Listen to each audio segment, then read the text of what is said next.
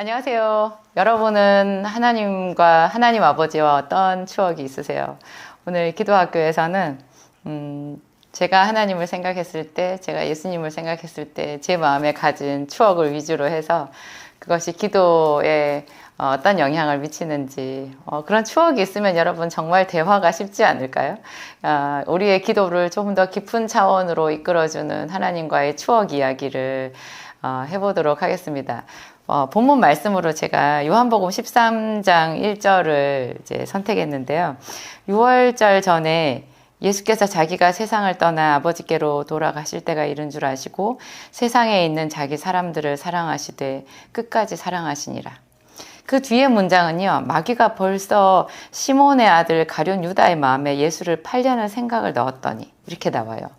그리고 바로 저녁 먹는 중에, 이 저녁이 무슨 저녁이냐, 최후의 만찬이거든요. 예수님이 6월절 어린 양으로 이 세상에 오신 거잖아요. 지금 6월절 전에, 그러니까 예수님께서 잡혀서 죽으시기 전에, 십자가를 지시기 바로 직전 그 6월절에 이런 마음을 품으신 거예요. 세상을 떠나서 이제 하나님께로 갈 때가 왔는데, 그러면 예수님께서 온전히 자기가 이제 이 십자가를 질 수 있나 그 부분에 대해서 완전한 육체로 오셨기 때문에 정말 깊은 고민이 있으셨을 거고, 그리고 그것만 끝나고 나면 이제 하나님 보좌로 올라가시는 거잖아요. 그러면 그 부분에 대해서 또 감회가 있으셨을 텐데, 예수님은 사도 요한의 시각에서 봤을 때, 왜냐하면 요한복음이니까 사도 요한이 이때를 추억해 봤을 때 예수님은 세상에 있는 자기 사람들을 끝까지 사랑하셨다는 거예요.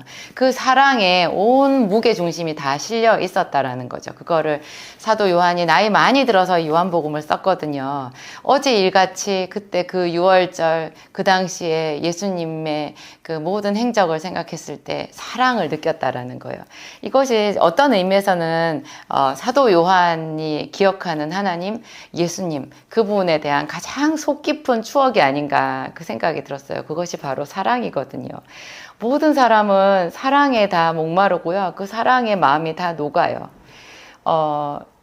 분개하고 주먹을 불끈 쥐고 어떻게 해야 될지 모르게 그렇게 자기를 학대하거나 슬퍼하거나 그런 사람들도요, 그냥 눈물을 쏟고 모든 그 무장 해제가 되는 순간, 바로 사랑을 느끼는 순간이거든요. 하나님은 사랑이시다라고 하지만 우리가 이 성경에서 하나님의 사랑을 이따금씩 느끼잖아요. 느끼면 이 성경이 어려워서, 분명히 사랑인데 이게 사랑인가? 그냥 놀라고 무섭고 성경 안에서도 우리가 어려워하기도 하고 하여튼 그런 부분들이잖아요, 대부분. 그런데 이제 성령이 우리에게 임하시고 뭔가 우리의 눈이 열리고 그러면 이 하나님의 사랑 앞에서 우리가 감복하는 거예요. 마치 보물을 발견한 것처럼 그 하나님의 사랑을 발견했을 때 우리가 감격하게 되는 거죠. 제가 혼자서 성경을 그 대학생 때 많이 묵상하면서 이 구절을 처음에 발견했을 때요. 그리고 그 이후에도 요한복음 생각하면 저는 여기가 제일 좋거든요. 6월절 전에 예수께서 자기가 세상을 떠나 아버지께로 갈 때가 이른 줄 아시고 세상에 있는 자기 사람들을 사랑하시되 끝까지 사랑하시니라. 그래서 우리에게도 하나님이 끝까지 사랑하라고 하시는구나. 끝까지 뭘 하라고 하시는구나. 네가 좋은 의도로 뭔가를 시작했다면 아무리 힘든 일이 있어도 그만두지 말아라. 계속해야 된다. 사랑하되 낙심하지 말고 선을 행하되 낙심하지 말고 피곤하지 않으면 때가 이름에 이루어질 테니까 낙심하지 말아라. 끝까지 사랑해라. 그 온전한 모범을 이제 예수님이 보여주신 거죠. 대부분 사람들이 하나님을 생각할 때요, 하나님 아버지라고 하니까 그 아버지에 대한 자기 그 고정관념이 있거든요. 우리의 아버지가 있잖아요. 각자 육신의 아버지, 육신의 어머니가 있어서 그 부모님에 대한 어떤 그 선입견, 그것이 만약에 많이 왜곡되어 있고 힘들다면, 자기에게 상처 주고 자기를 버리고 고통스럽게 한 그런 분이라면, 아니면 혹은 분명히 부모님은 사랑인데 사랑이라는 이름으로 나를 학대하는 경우도 있거든요. 그렇게 되면 나중에 신앙생활을 하면서 하나님의 아버지 되심을 발견하는 것도 정말 난해하고 어려운 과정을 거쳐야 되더라고요.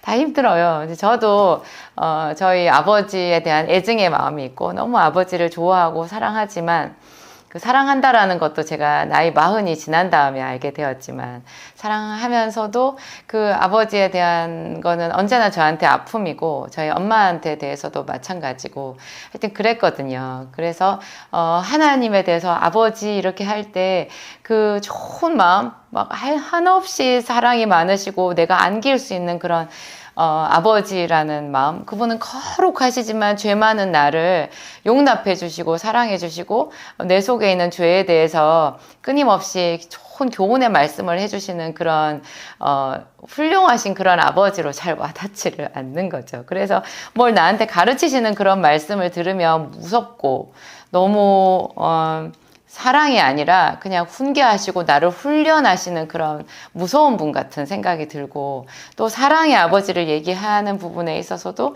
그 사랑이 온몸으로 느껴지지를 않는 거예요.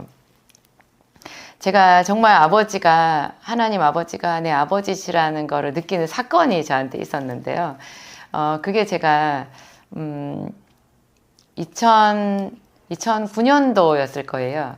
2009년도에 제가 사법시험 1차 시험을 봤고요. 그러니까 2010년이네요. 2010년에 사법시험 2차 시험을 제가 6월에 봤어요. 그때 그 2차 시험을 보던 그 6월 그때 그 시험 기간 중이었던 것 같아요. 제가 사법시험을 도전을 할 때도 사실은 1년 정도 동안 하나님께 질문했었거든요. 저한테는, 하나님의 허락이 없이는 할 수 없다라는 그런 생각이 들었었어요. 제가 대학교 1학년 때 제 삶을 하나님께 드린다고 서원을 해서 그래서 목사인 남편을 만나게 됐고 그분이 개척 비전이 있어서 함께 열심히 교회를 개척하면서 그때 개척하고 거의 한 7년 정도 6, 7년이 지난 다음이었던 것 같아요. 그때쯤에 제가 이제 사법시험 공부를 해봐야 되겠다라고 생각이 들었는데 마치 회사에 취직을 해가지고 꼭 월급은 받으면서, 사장님이 시키는 일 안 하고 딴 거 하는 것 같은 그런 느낌이 드는 마음이었어요, 제 마음이. 그래서, 하나님 저한테 3년만 시간을 주세요. 제가 3년은 사법시험 공부를 해서 제 좌절된 꿈을 좀 치유받고 싶어요. 그 기도를 제가 1년을 했거든요. 1년을 그 마음속으로 그 기도를 계속하면서 혼자서 약국에서 하던 일 똑같이 하면서 토익시험 공부를 했었어요. 틈틈이. 그리고 이제 민법 책을 그 어떤 교수님이 쓴 정말 이만큼 두꺼운 2000페이지 가까운 책이 있었는데 그 책을 사다가 소설책처럼 읽었어요. 뭔 말인지도 모르고 그냥 읽는 것부터 시작을 했었는데요. 그 1년이 거의 맞춰갈 무렵에 이제 남편이 절대로 공부하라고 하더라고요. 저는 또 남편의 허락이 굉장히 중요했거든요. 남편이 마지 못해서 허락해 준다면 저는 안 한다고 생각했었어요. 남편이 저에겐 남편이기도 하지만 또 주의 종이고 내가 그 사람을 섬기고 그 사람을 세워주는 것이 제 일생일대의 목표라고 생각했기 때문에 그분이 싫다고 하면 안 된다 이렇게 제가 마음을 먹고 있었는데 너무 감사하게도 남편이 절대로 해보라는 거예요. 당신은 잘할 수 있을 거라고. 그게 1차로 있었고 두 번째가 이제 하나님의 허락이었는데요. 제 나름대로 하나님이 저를 허락해 주셨다라는 확신이 들었어요. 1년쯤 됐을 때. 그 확신이 들었을 때 제가 너무 기뻤거든요. 하나님 저 공부해도 돼요? 정말이요? 저 정말 해도 되는 거예요? 이거 해도 될까요? 제가 하나님 사명 받았는데 교회 개척해야 되는데 제가 이 일을 해도 될까요? 하나님 허락을 해주신 거죠. 근데 저는 이 허락이 믿어지질 않을 정도로 너무 감격이 돼요. 제가 하나님의 일꾼인 줄 알았는데 하나님의 딸이었네요. 하나님 저를 딸로 생각하시는 거네요. 제가 그러면서 그렇게 감동이 됐었어요, 그때. 지금도 그 생각하면 눈물이 맺히네요. 참 하여튼 그 느낌 너무 좋았어요. 나한테는 아버지가 없는 것 같았거든요. 제가 가장 내 육신의 아버지가 필요했을 때 우리 아버지는 전혀 능력이 없었고 중환자실에 죽어가는 사람으로 있었어요. 처참하게 참혹하게 죽어가는 아버지를 아무 능력 없이 제가 지켜볼 수밖에 없었거든요. 그것이 제가 나중에 심리학을 공부하게 된 또 계기가 되기도 했는데요.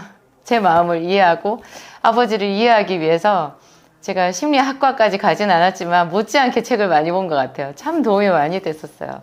하여튼 그랬어요. 근데 이제 정말 하늘에 계신 우리 아버지가 내 아버지시라는 거, 그분이 나를 복음의 일꾼으로 부르셨지만 하나님 복음 전파 사역과 별로 상관없는 내 좌절된 꿈을 치료하는 그런 이 3년 동안의 일에 있잖아요.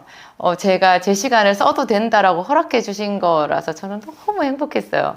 그리고 이제 정말 1차 시험 제가 한 번 만에 합격했는데 이제 2차 시험까지 갔잖아요. 제가 너무 체력이 안 돼서 2차 시험장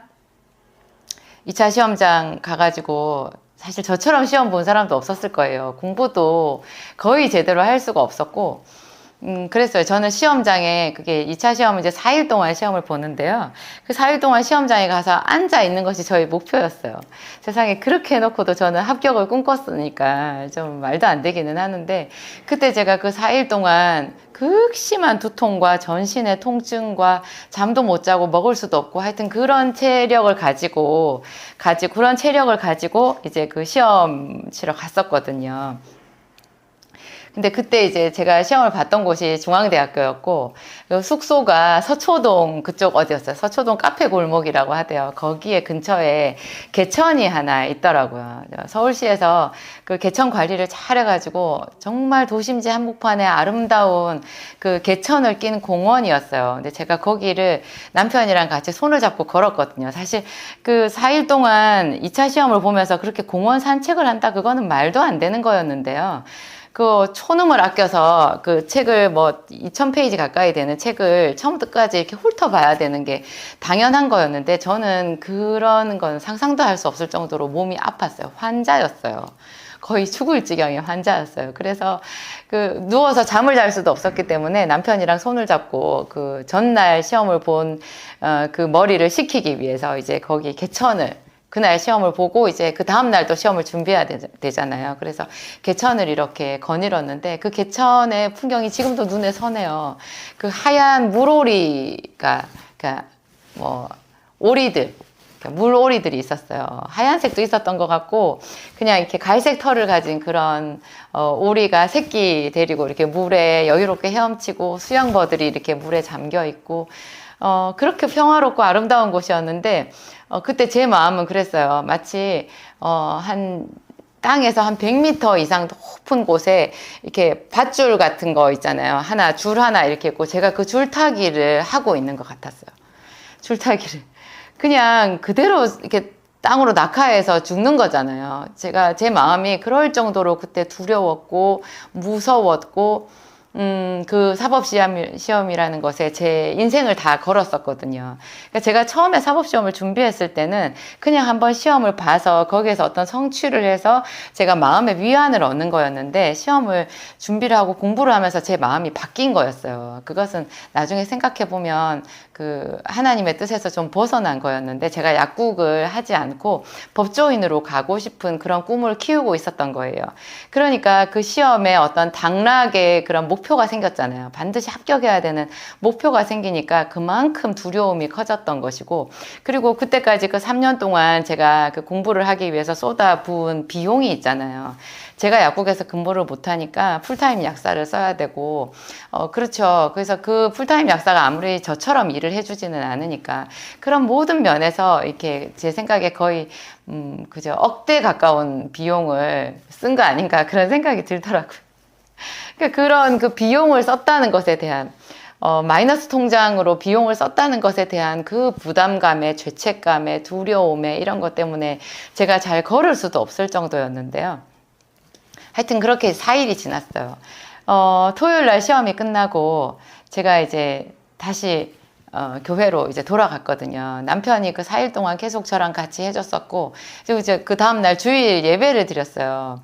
근데 그날 예배 때 예수님이 저를 찾아오셨잖아요. 제가 잊을 수 없는 제 평생에 2번 다시 그런 경험이 있을까. 저는 그 경험을 생각하면 불말과 불병거를 타고 승천한 엘리야가 부럽지 않을 정도로 제 주관적으로는 그래요. 그날 예배를 시작했는데요.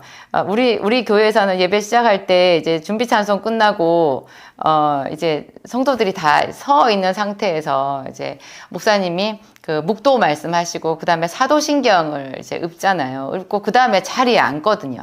사도신경을 다 암송한 다음에 딱 자리에 앉는 그 시간 있잖아요. 앉는 시간, 그게 글쎄요, 3초 정도 되지 않겠어요? 서 있다가 앉는 시간이니까 제자리에 3초, 길어야 5초 그 시간에, 제가 뭐라고 해야 되나요? 한 5분 내지 10분 정도 어디 갔다 온 것 같았어요. 저는 처음에 제가 잠을 잔 줄 알았어요. 저는 예배 시간에 조는 법이 없는데요.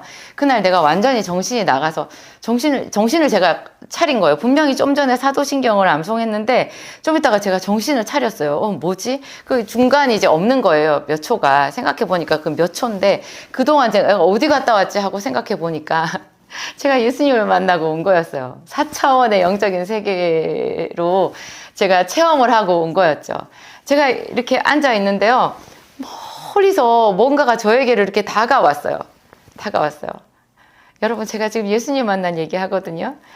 여러분, 저는 항상 그전에도 다른 사람이 어떤 은혜로운 간증을 하고 예수님을 받거나 그런 체험을 얘기를 하면 그거 잘 들어서 제 거 삼았어요. 제 경험이 되더라고요. 그래서 그 은혜 내 거 이렇게 하면 그분의 은혜를 뺏어오는 것이 아니라 하늘에서 새롭게 내 은혜가 되는 거예요. 마치 우리가 성경에서 베드로의 이야기, 다윗의 이야기, 그들이 하나님의 은혜를 체험했던 그 경험을 우리가 읽으면 그게 우리의 은혜가 되잖아요. 그것과 마찬가지예요. 다윗의 은혜, 베드로의 은혜를 빼앗아 오는 것이 아니라 그냥 내 은혜가 새로 임하는 거예요. 여러분, 그런 뜻으로 오늘 제 이야기를 들어주시면 돼요. 예수님이었어요. 멀리서 어떤 사람이요, 그 사진 같은 거였어요. 그게 이렇게 동영상의 어떤 한 캡처 화면이라고 해도 되고, 그것이 저 멀리서 이렇게 저한테 점점 가까이 다가오는데 제가 이렇게 보고 있었어요. 보고 있는데 숨이 멎을 것 같았고, 뭐지 그랬어요. 예수님인 거예요. 예수님인데 어떤 느낌이냐면 세상에서 그런 얼굴이 없어요. 모든 것을 다 아는 얼굴이고요. 정말 사랑의 얼굴이에요. 모든 사람들, 저는 예전에 그런 생각을 했거든요. 예수님이 마지막 날에 이 세상에 임하실 때, 아니면 우리가 죽어서 천국에 가잖아요. 그러면 예수님을 우리가 어떻게 알아보지? 그랬어요. 예수님을 어떻게 알아보지? 그런, 좀 소시적 생각이 저한테 있었는데, 그런 걱정 안 해도 되더라고요. 그냥 다 알아요. 제가 그랬어요. 저 얼굴, 모든 사람이 다 하나님의 아들인 줄 알겠네. 그랬어요. 세상에 그런 얼굴이 없는 거예요. 너무나 큰 사랑. 제가 눈, 코, 입이 생각나진 않아요. 지금도. 하지만 그 느낌이 너무 선명한 거예요. 그래서 영으로 예수님을 느끼는 거구나. 영으로 우리가 보는 거구나. 그래서 영이 닫혀버리면 성경을 읽어도 하나도 깨달아지지 않는 거구나. 예수님 얼굴도 마찬가지인 거예요. 정말 너무너무 아름답고 모든 것을 다 아는 그냥 전지한 얼굴 있잖아요. 그 앞에서는 아무도 거짓말을 할 수 없는, 하나님의 아들이신지 모든 사람이 다 알아볼 수밖에 없는 그런 아름다운 얼굴이 저에게로 왔어요. 그 얼굴이 오면서 저한테 하신 말씀이 있었어요. 바로 그 어제까지 서초동 개천가, 제가 사법시험 4일 동안 볼 때 그 개천가 제가 거닐었잖아요. 남편이랑 손잡고. 그 개천가 그렇게 두려워하면서 걸었던 저와 함께 예수님이 계셨대요. 그날 그 얘기 하셨어요. 저에게 다가오시면서 내가 너와 함께 있었다. 내가 그곳에 네가 그렇게 두려워해도 내가 내 곁에 있었다. 그 말씀 하셨어요. 제가 그날의 그 감격은 잊을 수가 없어요. 그런데요, 여러분. 저는 그 환상을 봐가지고요. 제가 사법시험에 합격한 줄 알았잖아요. 떨어졌어요. 떨어졌을 때 그해 10월에 합격자 발표가 있었는데 제가 떨어졌거든요. 이건 뭐지? 예수님이 나타나셔서 나랑 함께 하셨다고 했는데 내가 왜 떨어졌지? 그랬어요. 여러분, 하나님이 함께 하시는 거랑 우리가 내 눈앞에 어떤 벌어지는 내 당면한 이런 문제, 이렇게 당장 내가 이렇게 됐으면 좋겠다 생각하는 그런 차원은 다른 거예요. 내 생각과 너희 생각이 다르며 내 길은 너희 길과 달라서 하나님은 훨씬 높은 곳에 계시잖아요. 그래서 하나님의 은혜는 장기 레이스로 봐야지 이해가 되는 거고요. 그냥 눈앞에 어떤 그런 거 하나로 시험 들었다 그러면 그냥 뭐 100원짜리랑 10,000원짜리를 혼돈하는 어린아이 같은 그런 시각이라고 생각하면 딱 맞는 거더라고요. 결국 제가 지금 와서는 그래요. 그때 사법시험에 떨어진 것이 얼마나 다행인가. 그랬기 때문에 지금의 저희 약국이 있는 거고, 제가, 이런 일을 하고 있는 거 아닌가. 제가, 이렇게 큰 사업가가 되어서 교회도 세우고, 선교사들 돕고, 또 앞으로 제가 얼마나 더 많은 일을 할 수 있을지, 그런 생각이 들거든요. 또 제 비타민과 약만으로도, 도움을 받으신다고 하시는 분, 약사님, 그 사법시험 합격했으면 약국으로 돌아오지 않으려고 하셨나요? 그러면서 저를 째려보시는 분, 귀엽게 째려보시는 분이 있었거든요. 흘겨보시는 분. 제가 약국에 안 돌아왔으면 자기한테는 소망이 없었다는 거예요. 자기 생기산 먹고 이렇게 일상생활 가능하게 됐다고 그렇게 저를 기쁘게 해주시는 분도 있었어요. 참 하나님은 사랑이세요. 하나님은 정말 사랑이세요. 하나님이 함께 계시다라는 것, 그것은 완전한 승리고요. 여러분도 알지 못하는 그 깊은 내면의 모든 눈물을 다 닦아주시는 그런 위로인 거예요. 어떤 것하고도 바꿀 수 없는 그런 보배로운 체험인 것 같아요. 하나님이, 예수님이 저만 만나주시겠어요? 지금 여러분 곁에 계실 거고 저보다 여러분을 더 사랑하실 거라고 저는 그렇게 생각해요. 기도하겠습니다. 하나님 아버지 감사합니다. 하나님은 사랑이십니다. 하나님은 능력이십니다. 우리를 위해서 가장 좋은 것 예비해 놓으신 아버지를 사랑합니다.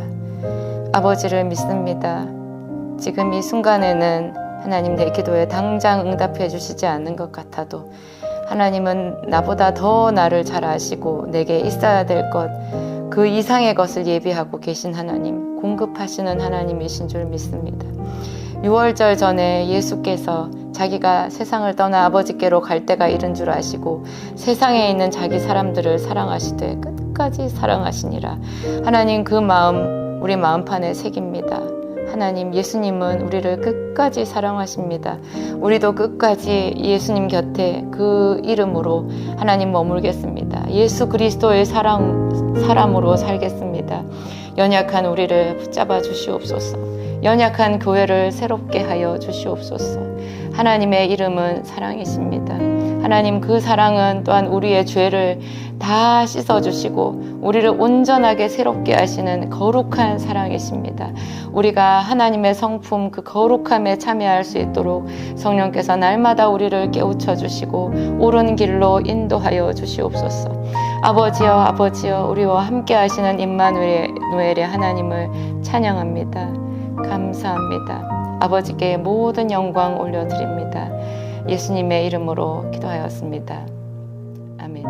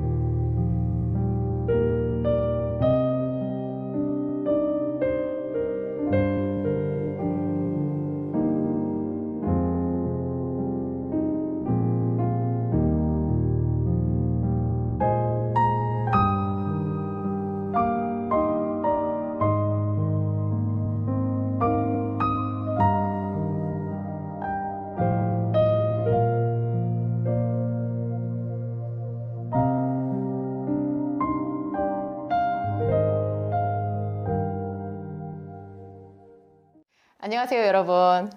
성령 세례를 혹시 받아보셨나요? 강력한 성령 세례를 받으면 세상 만물이 새 것으로 보여요. 성령 세례를 받은 사람들, 성령 충만했을 때 사람들이 하는 공통적인 말이 있거든요. 나무가 춤을 추고 하늘도 노래를 하고 바람도 부드럽대요. 세상 모든 것에 감사하고 자기 죄가 뭔지가 보이고요. 자기가 그동안 남편에게, 형제, 자매에게, 이웃에게, 사소하게 잘못했던 게 다 깨달아지면서, 그렇지만 그게 자책이 되는 게 아니라 그 부분에 대해서 하나님 앞에 그냥 다 올려놓고, 그렇지만 자기를 용서해 주신 하나님을 찬양하고 뭐 행복이 넘치는 거죠. 그것이 성령에 충만한 사람들의 공통된 증언이거든요. 그런데 여러분 어떠세요? 평소에 우리가 살 때는 그렇지 않잖아요. 그냥 힘들고 피곤하고 한숨도 많이 나오고 답답하고 때로는 삶이 권태롭고 어제나 오늘이나 똑같은 날 같고 그런 생각이 들거든요. 짜증이 많이 나요. 이 짜증이 정말 마귀가 주는 건데요. 여러분 짜증이 나면 그 짜증의 원인이 있다고 생각하시지 마시고요. 오로지 내가 성령이 내 안에서 소멸되어서 마귀가 나를 공격하기 시작한 것으로 그냥 100% 단정을 지어도 돼요. 짜증을 마귀가 그렇게 좋아한대요. 그리고 짜증을 몰고 와요. 마귀는 항상. 그 짜증이 나는 순간 우리가 그것을 내 마음에 합당한 감정으로 받아들이는 순간 그냥 마귀는 합법적으로 내게 있는 것을 도적질해 가거든요. 내가 받아야 될 사랑, 내가 하늘에 하나님께 기도해서 쌓아놓았던 어떤 영적인 부요, 뭐 누가 자기가 지갑 안에 넣어두었던 돈을 잃어버리고 싶겠어요. 그런데 이런 영적인 법칙은 그대로 우리 지갑에도 영향을 미치거든요. 그래서 손해를 보게 되어 있어요. 그러니까 주의해야 되죠. 이 짜증이라는 거는 참 주의해야 되고요. 성령 충만과 짜증은 정반대에 있다라는 거. 제가 예전에 어떤 그 15살 먹은 소녀의 이야기를 알고 있는데요. 제가 아는 자매님이거든요. 제가 그 얘기를 들었을 때는 그 자매가 어른이 되고 30살이 훨씬 넘었을 때였어요. 그 자매가, 자기가 중학교 2학년 때 교회에서 학생회 수련회를 가가지고요. 성령 세례를 받았다는 거예요. 그래가지고 그때 자기는 참 신기했대요. 처음으로 그 방언이라는 것도 뜨겁게 해보고 자기가 평소에 언니가 있는데 그 언니한테 짜증냈던 거, 또 엄마한테 투덜거리면서 자기가 함부로 했던 거, 그런 게 다 깨달아지더라는 거예요. 그러면서 자기가 회개의 눈물을 흘리고 너무 기쁘고 감사하고 막 이랬다는 거죠. 그래서 행복했는데 한 보름인가 지나가지고요. 자기 말이 그래요. 그 사람 말이.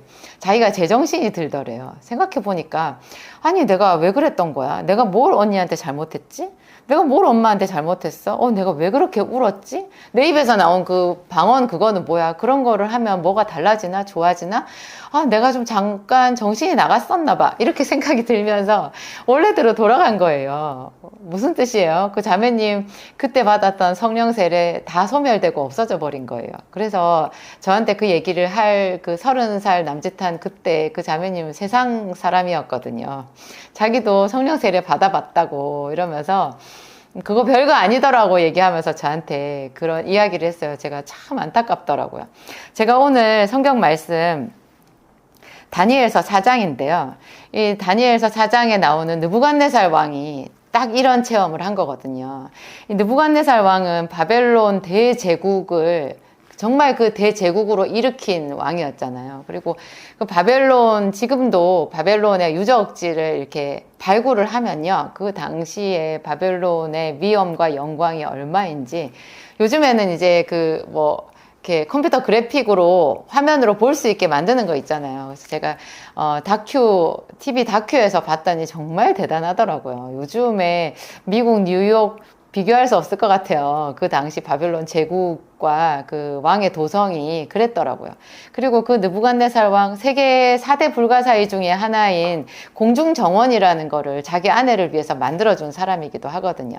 이 사람이 어느 날 자기가 만든 그 성에 꼭대기에서 자기 성읍을 이렇게 쭉 바벨론의 도성을 보고는 스스로 자아도취에 빠져서 와, 이 큰 성읍은 내가 내 영광과 권세로 만든 것이 아니냐 하하 이러면서 거들먹거릴 때 갑자기 하늘에서 음성이 들리면서 느부갓네살아 왕위가 너에게서 떠났느니라 그렇게 얘기하면서 이제 네가 사람에게 쫓겨나서 들짐승과 함께 거하면 하늘 이슬에 젖을 것이고 네가 풀을 먹고 살 것이다. 그러다가 지극히 높으신 전능하신 하나님이 누구에게든지 자기가 원하는 자에게 너의 그 권세를 줄 수 있다는 것을 네가 깨달을 때가 되면 그때 네가 돌아오게 될 것이다. 그런 음성을 들었대요. 그 음성을 들음과 동시에 느부갓네살 왕의 총명이 떠나버렸어요.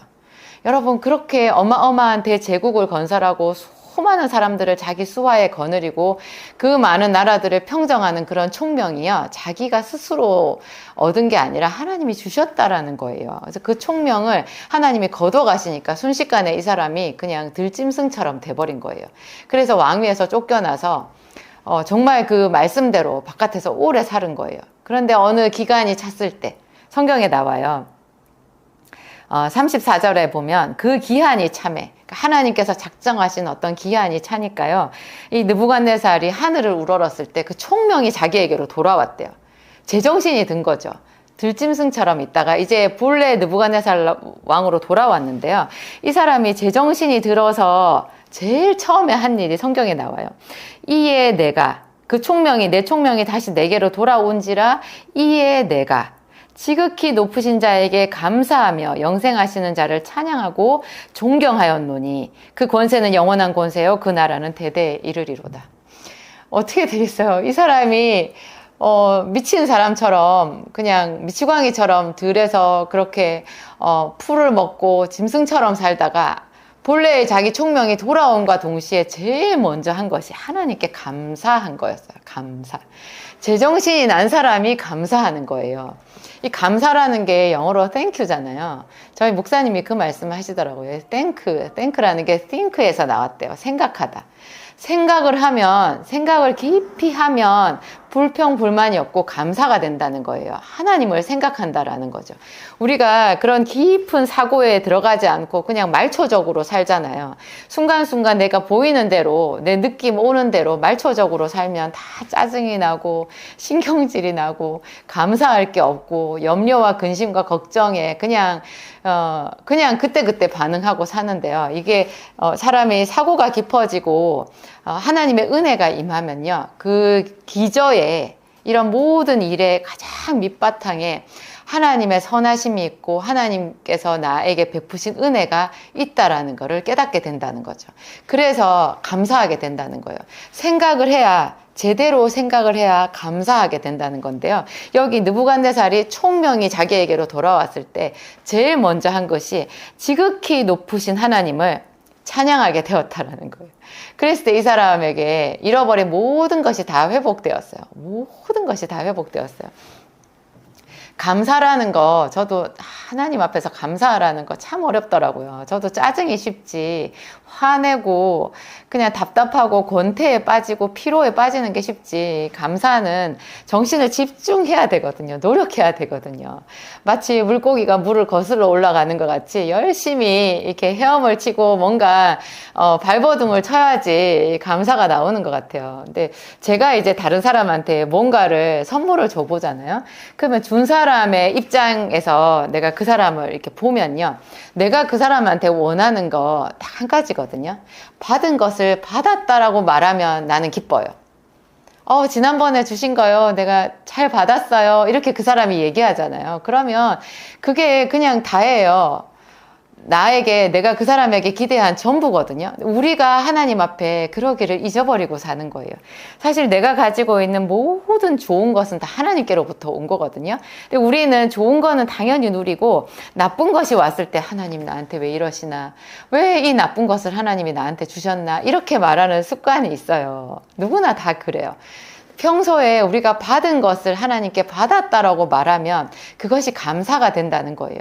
내 생명을 받았고, 내가 오늘 이 하루를 받았고, 내가 남편을 받았고, 내 직장을 받았고, 내 월급을 받았고, 그죠? 모든 게 다 받은 거예요.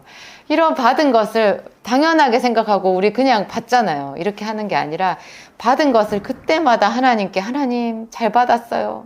잘 받았어요. 그러면 그 다음에 꼭 무슨 말이 따라와요? 감사해요. 하나님 이것도 주셨네요. 잘 받았어요. 감사해요. 이렇게 되는 거예요. 감사라는 게 별게 아니구나. 한국 사람들은 어떤 큰 선물을 받잖아요. 뭐 학생이 예를 들어서 교수님에게 큰 은혜를 받았어요. 그러면 그 학생이 그냥 교수님한테 교수님 정말 감사해요. 이번에 교수님 덕분에 제가 이렇게 되었어요. 정말로 감사해요. 이렇게 말을 하면 되는데, 우리 한국적인 정서는 뭐냐면 교수님 이렇게 나한테 해주셨는데 내가 드릴 것도 없고 어떡하지? 이렇게 생각하면서, 그래 내가 사회인이 돼서 돈을 많이 벌고 좀 명성을 얻은 다음에 교수님께 큰 선물을 제대로 하고 제대로 인사를 드리러 와야 되겠어? 이렇게 생각하는 거예요. 여러분, 그 교수님은 그런 거 원하시는 게 아니래요. 감사는 제때 해야 되는 거예요. 이것을 그냥 그 순간에 감사하다는 말을 차곡차곡 하지 않고 쌓아놨다가 나중에 그런 거는 없는 거예요. 감사는 그 자리에서 자기 형편 닿는 대로 하는 거고요. 가장 좋은 게 말로 의사 표현을 하는 거예요. 그래서 하나님께 감사합니다 이렇게 기도하면서 고백하는 거고, 순간순간 하루 종일 우리가 생활하면서 하나님께 감사합니다 이렇게 돌려드리면 그것이 소를 잡아 드리는 것보다, 황소를 드림보다 더 하나님께 드리는 제사례잖아요. 근데 우리가 하나님께 그래 제대로 드려야 돼 이렇게 생각해 가지고는요 나중으로 미루게 돼요. 더 제대로 내가 좀 크게 되고 돈도 더 많이 벌었을 때 하나님께 감사헌금도 크게 해야지 이렇게 생각하는 거예요. 하나님 많이 주시면 제가 11조도 많이 할 텐데, 많이 못 주셔서 저 11조도 요거밖에 못해요, 이런 거 있잖아요. 우리가 은근히 하나님 앞에 사실 용심 부리는 것일 수 있거든요. 지금 있는 이 작은 것에서 매 순간마다 하나님께 감사하고, 이렇게 감사하다 보면 어떤 환난을 이길 만한 동력이 우리 속에서 나오는 거예요. 믿음이. 그래서 제가 말씀드렸던 아까 그 15살 소녀는 자기가 성령 세례를 받았을 때 그때가 제정신이 아니었고, 이제 성령을 다 까먹고 났을 때 그게 제정신이라고 생각했는데 사실은 반대라는 거죠. 우리도 내가 짜증이 많이 난다, 그런 감사가 없다 그러면 지금 내가 느부갓네살 왕처럼 약간 들 사람이 되어 있구나, 하늘 이슬에 젖고 내가 짐승처럼 살고 있는 거 아닌가, 이렇게 스스로를 좀 돌아보아야 되고, 그래서 깊이 말씀을 묵상하고 힘을 다하여 하나님 성령께서 제 삶을 보는 시각으로 제가 저를 볼 수 있게 해주세요 이렇게 기도해야, 그래서 그 깨달음이 와야 그때 감사가 되는 건 것 같아요. 그리고 평소에도 우리가 그런 뭐 대단한 성령의 기름 부으심을 받지 않는다고 하더라도 아주 작은 것에 감사하는 습관은 성령을 덜 소멸시키고 오래 유지하는 아주 유익한 습관이 되겠죠. 기도하겠습니다. 하나님 아버지 감사합니다. 하나님 아버지 감사합니다. 오랫동안 하나님께 감사를 잊고 살아왔습니다. 내게 주신 것은 너무나 당연하게 받아들이고, 남들에게도 다 있는 것, 나도 있는 것 아니냐 생각하고, 남들에게 없는 것, 남들에게 있지만 나에게 없는 것 슬퍼하면서 살아온 시간이 길었습니다. 하나님 회개합니다. 지금 구하오니 성령을 부어주시옵소서. 하나님께서 내 인생을 보시는 시각으로, 나를 아름답게 보시고 측은하게 보시고 사랑하시는 그 시각으로 내가 나를 볼 수 있게 하옵소서. 하나님께는 내 인생에 대한 모든 계획이 다 있습니다. 하나님께는 실패한 인생이 하나도 없습니다. 지금 이 순간부터 하나님의 이름을 부르면 하나님께서 당신의 계획대로 우리를 인도하시고 창대케 하시고 축복의 통로가 되게 해주실 줄을 믿고 구합니다. 하나님 아버지 오시옵소서. 지금 이 시간에 저와 함께 기도하고 주님의 말씀에 귀를 기울이는 모든 자녀들에게 성령을 부어 주시옵소서. 하나님이 주신 아름다운 것들 깨달아 알게 하시옵소서. 매 순간마다 감사하는 자가 되겠습니다. 매 순간마다 하나님의 능력을 구하는 자가 되겠습니다. 하나님, 이 세상에서 우리가 성령을 소멸치 않고 날마다 공급해 주시는 성령의 기름 부으심을 받겠습니다. 하나님 오시옵소서. 지금 오시옵소서. 우리의 예배마다 하나님께서 찾아오시고 우리가 말씀을 들춰서 볼 때마다 성령으로 조명하여 주시옵소서. 하나님, 이 말씀이 우리 속에서 생수의 강물이 되게 하소서. 하나님, 우리의 모든 세포가 다 살아나게 하소서. 하나님, 우리의 묵은 상처가 하나님께서 주신 은혜로 다 씻어지겠습니다. 아버지께서 계셔서 감사합니다. 하나님, 우리가 버려진 자가 아니라 하나님의 품에 있음을 감사합니다. 지금도 우리를 하나님 자세히 조명하여 보시는 아버지, 그 하나님을 인정하고 사랑합니다. 아버지 하나님 도와주시옵소서. 예수님 이름으로 기도하였습니다. 아멘.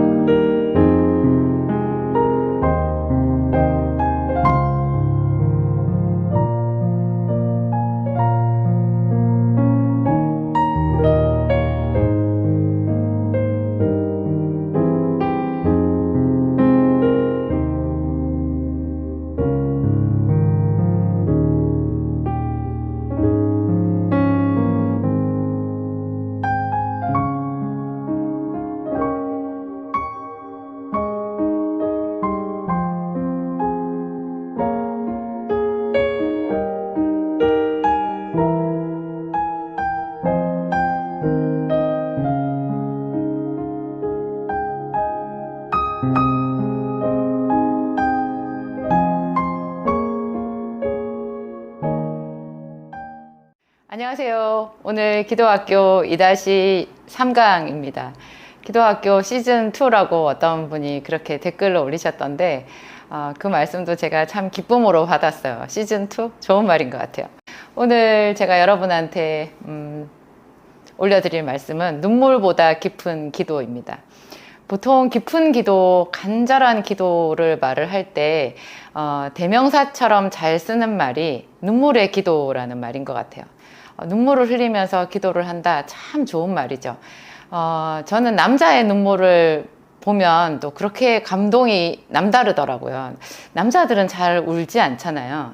아기들 때나 좀 울지. 어렸을 때부터 그 엄마들이 남자아이한테 이런 말을 해서 눈물이 없는 거 아닌가? 남자가 돼가지고 말이야. 이런 말을 많이 해서 남자들이 눈물이 없나?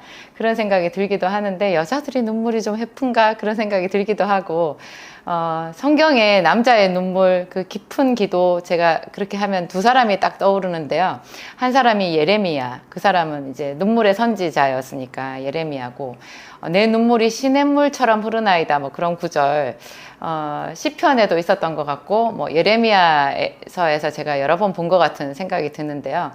저는 또 창세기의 야곱이 떠올라요. 창세기의 야곱이 야복강가에서 하나님의 천사와 씨름할 때요. 창세기 그 부분에서는 야곱이 눈물을 흘렸다라는 언급이 전혀 없는데요. 훨씬 더 뒤에 소선지서 중에서 호세아서 있잖아요.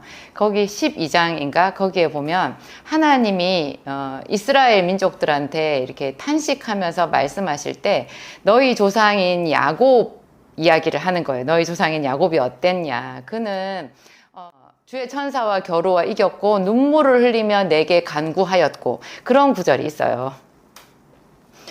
그래서 제가 호세아서를 통해서 창세기에 나온 그 야곱이 야복강가에서 기도했던 장면을 다시 생각하게 되더라고요. 성경은 성경으로 풀거든요. 성경이 어떤 소설처럼 면밀하게 세밀하게 묘사를 하고 우리 감정을 건드리는 그런 기술법을 쓰지는 않거든요. 그래서 성경이 더 묘미가 있는 것 같아요. 수십 년을 읽어야 그 한 단어 한 단어 속에 들어있는 그 첫 번째는 보이지 않는 뭐 한 10번 읽어도 보이지 않는 것이 100번쯤 읽으면 또 다른 성경이랑 연결하면 보이는 그런 것들이 있거든요. 그래서 참 성경은 하나님의 책이구나. 야곱이 눈물을 흘리면서 울부짖었다라는 생각이 들더라고요. 야곱이 또 그렇게 야복강가에서 그 천사와 마주하고 겨루어 그 이기기까지 밤새도록 기도하기. 바로 그 직전에 무슨 일을 했냐면 자기의 모든 소유물을 다 야복 나루를 통해 가지고 건너 보내고요. 자기의 처자들을 다 건너 보내요. 전부 다. 그러니까는 그 자기가 홀로 자기를 지금 치러 오는 형의 군대를 맞닥뜨렸다라는 그런 생각이 드는 거예요. 자기 처자식 그리고 자기 재산 종들은 다 보호해주고 자기가 앞서 나가서 이런 일을 하나님 앞에 다 고해 올려드리고 외로운 싸움을 했다라는 거죠. 그때 그 외로운 싸움에 야곱이 한편으로는 용감했는데요. 그가 천사와 겨루어 이기기까지 하면서 울부짖었다라는 거예요. 눈물을 흘렸다라는 거죠. 아버지의 눈물, 남편의 눈물. 참 그거 깊은 기도라는 생각이 들고요. 용감하다는 생각도 들고. 그렇죠. 그리고 그 자리에서 야곱이 왜 하나님의 천사가 쳐가지고 환도뼈가 부러졌잖아요. 그래서 그때로부터 평생 다리를 저는 사람이 되었는데요. 그 환도뼈가 부러지는 그 통증에도 불구하고 그거 정말 비명지를 통증이거든요. 여러분 뼈 부러져 본 적 있으세요? 그 잠깐만 아픈 거 아니에요. 계속 아픈 거예요. 그래도 새벽까지 세상에 그 천사를 놓지를 않고 그랬다라는 거. 참 야곱은 멋진 사람이다.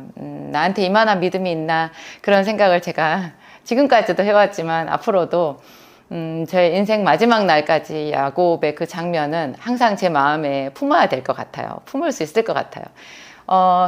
제가 또 여러분들한테 오늘 그 눈물의 기도를 이야기하면서 그런 말을 했잖아요. 눈물보다 깊은 기도. 지금까지는 제가 이 눈물의 기도가 깊다라는 이야기를, 그것도 특히 남자의 눈물이 더 깊은 것 같더라, 이런 이야기를 했는데 제가 오늘 영상에서 여러분들에게 말씀드리고 싶은 건 눈물로만 기도하는 사람이 되면 안 된다라는 이야기를 사실 하는 거예요, 지금.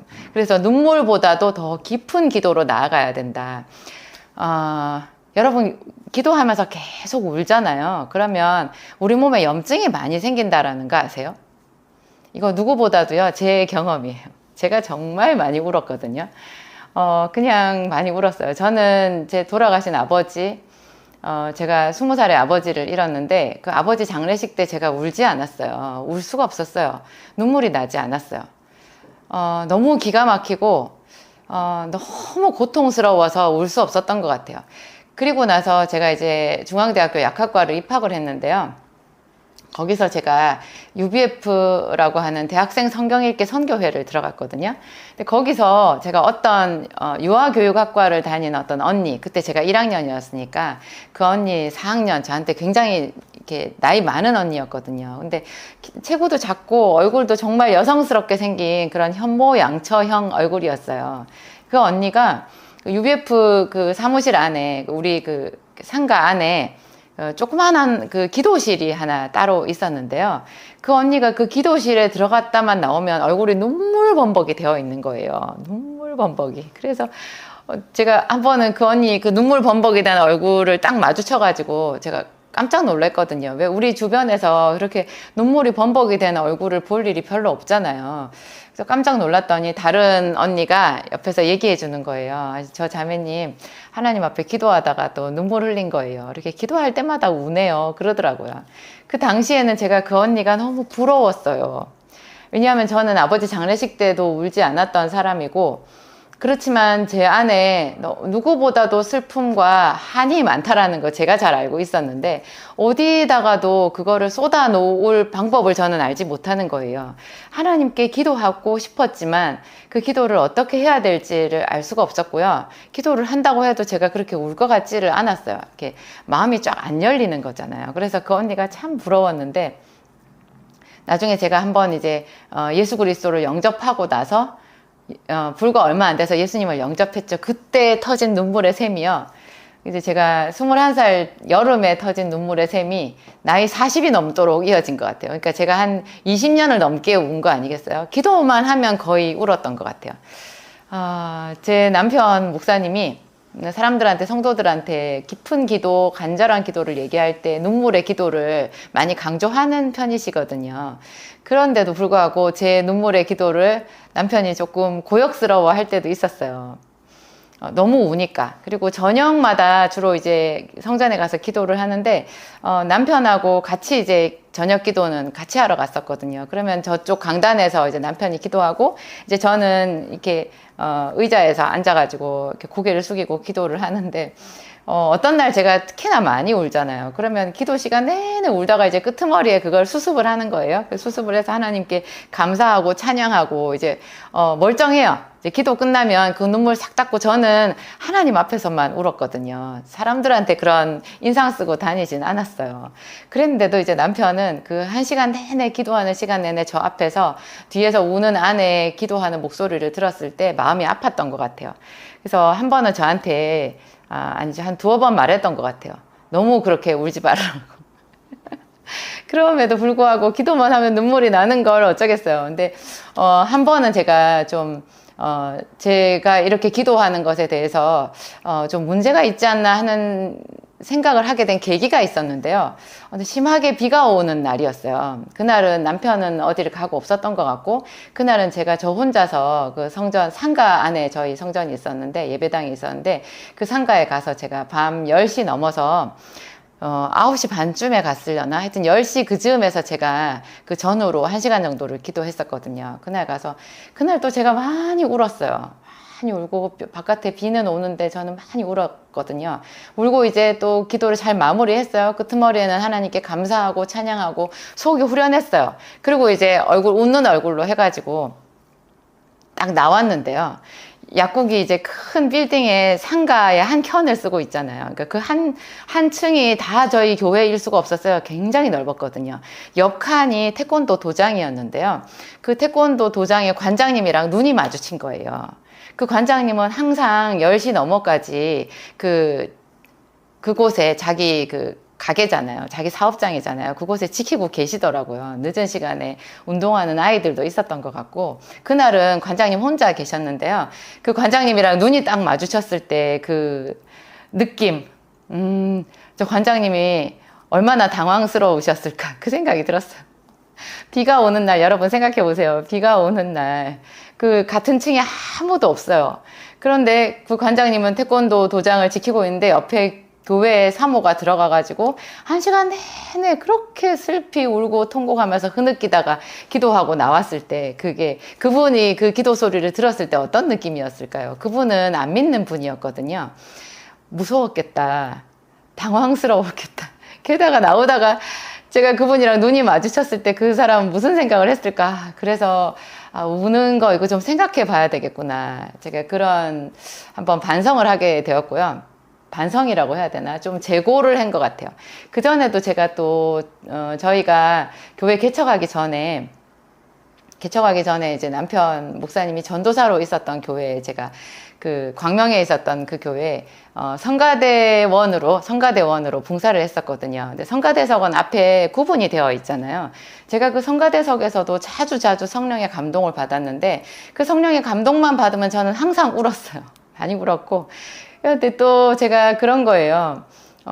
제 주변에 그 교회가 성도가 한 300명 이상 됐던 교회라 아주 작은 교회는 아니었지만, 저를 아는 사람들은 이렇게 주변에서 많이 알잖아요. 그러니까 제가, 약국이 좀 어렵고, 힘든 처지에 있는 그런, 이렇게 사모라는 거를 아는 사람은 알았을 텐데, 제가 그 예배할 때마다 이렇게 자주 눈물을 흘리면서 우니까 제가 어느 날은 그랬어요. 뭐 이 사람들이 내가 은혜 받아서 운다라고 생각하기보다는 그냥 내가 너무 처량하게 보이겠구나. 이거 좀 뭔가 덕을 끼치는 건 아니겠는데, 그런 생각이 들었어요. 제가 한 번은 그 교회 장로님을 위해서 제가 계속 기도를 하는 중이었는데, 예배 시간에 그 장로님이 오래간만에 이제 성찬위원으로 그 예배에 출석을 하셨었거든요. 그분 말기암이었어요. 그런데 그날 그분이 성찬위원으로 헌신을 하시는 그 장면 가운데서 하나님이 저한테 계시의 말씀을 주셨어요. 완전 환상이 저한테 열렸는데요. 예배의 자리에서 저는 이제 많은 성도들을 하고 같이 이렇게 일반 좌석에 앉아 있었거든요. 그런데 강력하게 성령이 임해서 저한테 시편 90편 모세의 기도로 하나님께서 말씀을 주셨어요. 환상도 주시고. 그러니까 우리의 연수가 70이요 강건하면 80이라도 그 연수의 자랑은 수고와 슬픔뿐이요 신속히 가니 우리가 날아가나이다. 그 말씀을 저한테 주신 거예요. 그러니까 그 장로님이 돌아가신다라는 이야기였어요. 하나님의 보좌가 있고 그 장로님이 있고 옆에 주변에 이제 어떤 천사들도 있었던 것 같은데요. 하나님의 신이 그 하나님의 앞에 있는 이 장로님에게 그렇게 말씀하고 계신 거예요. 너희 수고의 때가 끝났다고 그렇게 얘기를 하시는데, 제가 그 순간에 그 말씀을 들으면서 이 장로님 돌아가시겠구나. 그러면서 제가 하나님 그렇게 하지 마세요. 장로님 데려가지 마세요. 그러면서 제가 엄청 많이 울었거든요. 근데 그때 울고 나서 제가 또 그런 생각을 많이 했어요. 이 양쪽에 있는 이 집사님들은 제가 저의 어떤 문제 때문에 슬퍼가지고 제 연민의 정에 빠져서 많이 운 걸로 생각할 수 있겠다. 그래서 제가 그 사람들한테 붙잡고 말하고 싶었어요. 제가 지금 운 거는요, 제가 무슨 힘든 일이 있어서 운 게 아니고요. 하나님이 저한테 어떤 분을 위해서 중보기도하는 그런 마음을 주셔가지고 울은 거예요 하고 말을 하고 싶을 지경이었어요. 하지만 말을 못 하잖아요. 그 얘기도 좀 말을 하기도 이상한 거고. 하여튼 우리가 하나님 앞에 드리는 기도가 꼭 눈물이어야 할 필요는 없다라는 거를 제가 깨닫는데, 그것을 받아들이고 저한테 적용하는데 한 20년 넘게 시간이 걸린 것 같아요. 제가 이제 저희 약국에서 이제 상담하러 오는 손님들을 많이 보잖아요. 그 중에 이제 교회 사모님들이 상당수가 있고요. 또 여자 목사님들도 있어요. 이제 여자 목회자인 분들도 있는데, 그분들을 제가 상담하면서 그분들이 입술로 저한테 말씀하기도 하시고, 그분들이 병이 생긴 원인이 뭐냐면 너무 많이 울어서 병이 생긴 거예요. 너무 많이 울어서. 그분들이 답답하고 화병인 거죠. 화병인 거죠. 저도 그렇게 많이 울어가지고 제가 나이 40에 사법시험을 공부할 때 더 이상 공부를 할 수 없을 정도로 진액이 다 말라버렸고, 먹을 수도 없고 마실 수도 없고 잠을 잘 수도 없는 그 지경에까지 간 게 아니었을까. 그 지경에까지 간 게 맞았을 거예요. 그래서 하나님께서 우리 몸을 이렇게 주셨잖아요. 우리 몸을 사용하는 사용 설명서가 또 있는 거예요.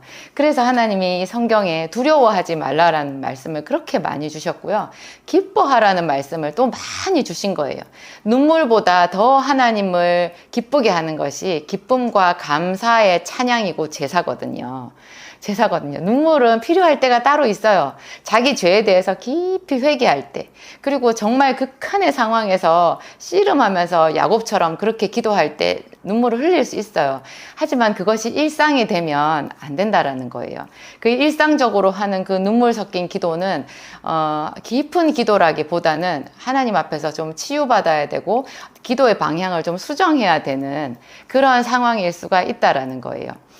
저는 그 사무엘상에 나오는 그 한나의 기도 이야기 나오잖아요. 거기서 한나가 자기가 자식이 없고 그래서 너무 그것이 원통해가지고 남편이랑 가족들이랑 다 같이 실로에 제사를 드리러 왔다가 그 갑자기 이제 한나가 혼자 일어나서 성막으로 가서 자기 혼자 기도를 하잖아요. 그때 그 기도하는 장면이 정말 뜨겁거든요. 얼마나 한나가 통곡을 하면서 눈물을 흘리면서 기도를 했나. 나중에는 얼굴이 술 취한 사람처럼 됐고요.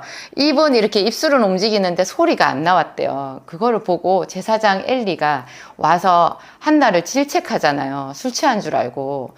그래가지고 이제 그만 술을 끊어라, 독주를 끊어라, 그렇게 말해요.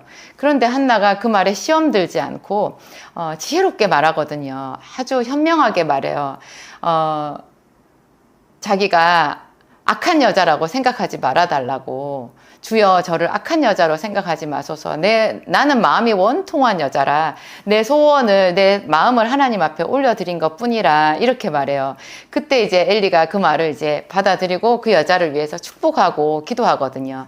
하나님이 너의 기도를 이루어 주시기를 원하노라, 그런 뜻으로 이렇게 기도를 해줬을 때 한나가 그 다음에 어떻게 했느냐, 그 중요한 구절이에요. 그 다음에 한나가 거기서 나와가지고요, 그 기도의 자리에서 떠나서 나와서 먹고 마시고 다시는 수색이 없으니라, 다시는 근심하지 않았더라, 이렇게 나오는 거예요. 저는 그 구절이 딱 들어왔어요. 제가 대학생 때 이 성경을 읽으면서요, 한 번 기도하고 뭔가가 하나님이 환상을 보여주셨거나 뭐 그런 건 없잖아요. 그냥 제사장 엘리가 누구한테든지 해줄 만한 그런 상투적인 말로 축복을 해주었을 뿐이에요. 그런데 어떻게 이 여자는, 현실은 똑같잖아요. 돌아와 보면 자기는 여전히 애가 없고 다른 아내, 남편의 또 다른 아내였던 분인나는 여전히 기세등등해서 자기를 무시하고 멸시하고 핍박했을 거거든요. 그 상황은 똑같은데 이 여자는 다시는 수색이 없었을까? 어떻게 다시는 근심하지 않았을까? 저는 하나님께 등록금을 달라고 기도하면서 또 저의 원통한 그런 문제, 가족 문제 이런 거 갖고 기도하면서 그 문제가 해결되기 전까지는 제가 웃을 수 없다고 생각했었거든요. 웃을 수 없다고. 한나는 그냥 그렇게 실컷 기도하고 나서 다시는 수색이 없었던 거, 이것이 생각해 볼수록 믿음의 지경인 거예요. 사실은 그래요. 한나가 현실로 돌아왔을 때 슬픔이 순간순간 틈타지 않았겠어요? 분노가 틈타지 않았겠어요? 그게 분인나가 자기를 격동시키고 화를 나게 하고 그러면 또 화가 났다가 그게 슬픔이 되고 자기 비하가 되고 했을 텐데요. 한나가 그것을 의지적으로 밀어낸 거예요. 밀어내면서 나는 하나님께 기도했다. 하나님께서 내 마음을 다 들어주셨다. 그러면서 하나님을 찬양하지 않았겠어요? 그래서 이 여자가 승리할 수 있었던 거예요. 우리도 더 깊은 기도라는 것, 우리의 슬픔, 날마다 그 눈물을 하나님 앞에 쏟고도 그 눈물, 그 수고하고 무거운 짐 또 그대로 들고 나갔다가 다음날 또 들고 와서 그 앞에서 또 눈물 쏟고 이럴 일이 아니라는 거죠. 어떨 때 그렇게 하더라도 그 다음부터는 그죠? 우리가 그것을 찬양으로, 기쁨으로, 감사로, 의지적으로 바꾸어야 하나님도 기쁨으로 더 우리와 함께 일해 주실 거고요. 그리고 무엇보다 우리 몸이 상하지를 않아요. 여러분, 그렇게 많이 울면요, 전신의 염증, 통증 그냥 다 끌고 와요. 나중에 암도 생겨요. 그래서 하나님께서 우리를 선하게 창조하신, 그리고 우리 몸을 어떻게 사용하라고 말씀하신 그런 하나님의 사용 설명서와 정반대로 우리 몸을 스스로 학대해서 질병이 왔더라, 이렇게 될 수가 있는 거예요. 그래서 하나님이 우리에게 감사하라고 하셨구나. 분을 품을지라도 그것이 해가 지도록 네가 그 분을 품지는 말아라. 해지기 전에 그 분을 다 해결해라. 분노 갖고 있으면 여러분 우리 몸이 타요. 골수가 말라버려요. 그것도 병의 원인이 되거든요. 만병의 원인. 그래서 하여튼 그렇습니다. 제가 오늘 여러분들한테 읽어드리고 싶은 말씀 시편 126편인데요. 여호와께서 시온의 포로를 돌리실 때 우리가 꿈꾸는 것 같았도다. 그러니까 이 시편은 한번 예루살렘이 멸망하고 포로로 끌려갔다가 다시 돌아오고 난 뒤에 사람들이 쓴 게 아닐까 제 나름대로 그렇게 생각했어요. 그때 우리 입에는 웃음이 가득하고 우리 혀에는 찬양이 찼었도다. 정말 하나님께서 꿈꾸는 것 같이 시온의 포로를 돌려서 예루살렘을 회복시켜 주셨을 때 그때 우리 입에는 웃음이 가득하고 이 웃음은요 여러분 소리 나는 웃음이에요. 소리 없이 웃는 스마일 이게 아니고요 레프터예요. 이거는 하하하하 정말 크게 웃는 웃음을 얘기하는데 이게 성령이 크게 임해도 이런 춤추는 기쁨 큰 소리로 나는 웃음이 우리에게 임하거든요. 우리 혀에는 찬양이 찼었도다. 이때 찬양은 구슬픈 찬양이 아니고요 기쁨의 노래라고 나와요. Songs of Joy. 그쵸? 기쁨의 노래가 넘쳐났다. 그렇게 나오는 거예요. 열방 중에서 말하기를 여호와께서 저희를 위하여 대사를 행하셨도다. 큰 일을 행하셨다 하였도다. 그래요. 우리의 눈물을 다 이렇게 씻어주셨다라는 거예요. 근데 이제 맨 마지막에 이런 구절이 나오죠. 눈물을 흘리며 씨를 뿌리는 자는 기쁨으로 거두리로다. 울며 씨를 뿌리러 나가는 자는 정녕 기쁨으로 그 단을 가지고 돌아오리로다. 우리의 슬픔을 변하여 기쁨이 되게 하시고 베옷을 벗기고 기쁨으로 띠띠우시고 그렇죠. 울음이 변하여서 춤이 되게 하시는 분 하나님이시잖아요. 울며 씨를 뿌리러 나갈지라도 여러분 그 울음은 최소한으로 줄이시고요. 인내함으로 감사함으로 여기서 울며 씨를 뿌린다라는 것은 씨 뿌리는 내내 운다라는 뜻은 아니라고 생각해요. 저는 그런 거는 아니고 그냥 정말 인내함으로 견딤으로 이 씨를 뿌리는 자는 하나님께서 응답 주시는 그 큰 응답으로 기쁨을 가지고 그 단을 가지고 돌아오리라 이제 그런 말씀을 하고 있는 거죠. 하여튼 여러분 기도를 아직 눈물을 체험해 보지 못하셨다면 그런 눈물의 기도도 한번 체험해 보시고요. 이미 너무 많이 울고 계신 분은 하나님께 더 깊은 차원의 기도를 달라고 구하세요. 그리고 그런 기쁨을 선포하면서 그 눈물을 통해서 틈타는 슬픔의 영이 들어오지 못하게 그렇게 하셔야 돼요. 이것도 영적 전쟁의 일부거든요. 기도하겠습니다. 하나님 아버지 감사합니다. 우리가 흘려야 되는 모든 눈물 우리 주님께서 십자가로 다 감당하고 이기셨습니다. 하나님 때로 우리가 우리의 죄로 인하여 마음이 상하고 하나님 앞에 눈물로 간구하였을 때 하나님 우리의 기도를 들으시고 모든 눈에서 눈물을 씻겨주신다 하셨습니다. 하나님 천국에는 눈물이 없습니다.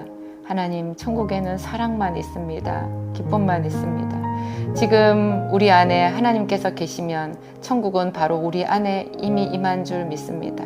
천국은 여기 있다 저기 있다 할 것도 아니요 너희 마음속에 있다고 하나님께서 예수님께서 분명히 말씀하셨습니다. 하나님 이 시간에 슬퍼하는 당신의 자녀들 어루만지사 하늘의 기쁨을 주시옵소서. 신령한 기쁨을 주시옵소서. 하나님 우리 아버지 하늘 위로를 주시옵소서. 이 세상이 줄 수 없는 하나님이 주시는 그 큰 위로를 그들에게 주시옵소서. 또한 날마다 저에게 주시옵소서. 우리들에게 주시옵소서. 우리가 섬기는 교회에 하나님의 신령한 기쁨이 충만케 하옵소서. 하나님 우리 아버지 힘겹게 목회를 하는 수많은 주의 종들 또 그 하나님 목회자 사모들도 있습니다. 또 하나님 각자 자기의 가정을 이루기 위하여 눈물로 씨를 뿌리는 당신의 자녀들도 있습니다. 하나님 그들의 눈물 닦아주시고 새로운 소망으로 기뻐하게 하시며 찬양으로 하나님 앞에 나아가게 강권하여 주시옵소서. 하나님 감사합니다. 우리 주는 기쁨의 하나님이십니다. 하나님 당신의 말씀을 읽을 때 기쁨의 창이 열리게 하옵소서. 여호와를 기뻐하는 것이 너희의 힘이니라 말씀하셨습니다. 여호와를 경외하는 것이 너희의 보배니라 말씀하셨습니다.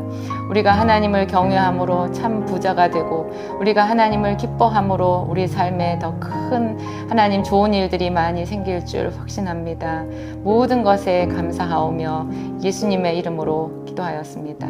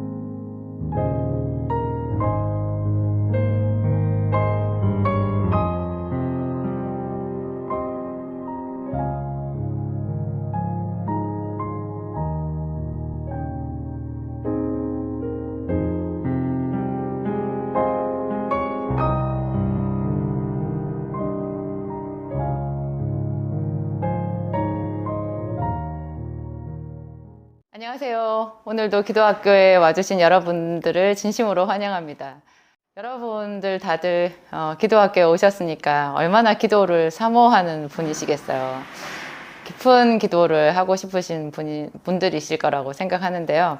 제가 이 앞번 영상에서 눈물보다 깊은 기도라고 했더니 역시나 제가 좀 걱정하던 대로 뭐 기뻐하시는 분들도 있지만 눈물이 얼마나 깊은 기도인데 그 눈물의 기도를 가지고 조금 잘못 이야기하시는 것 같다 뭐 그런 식으로 댓글을 단 분들이 계시더라고요.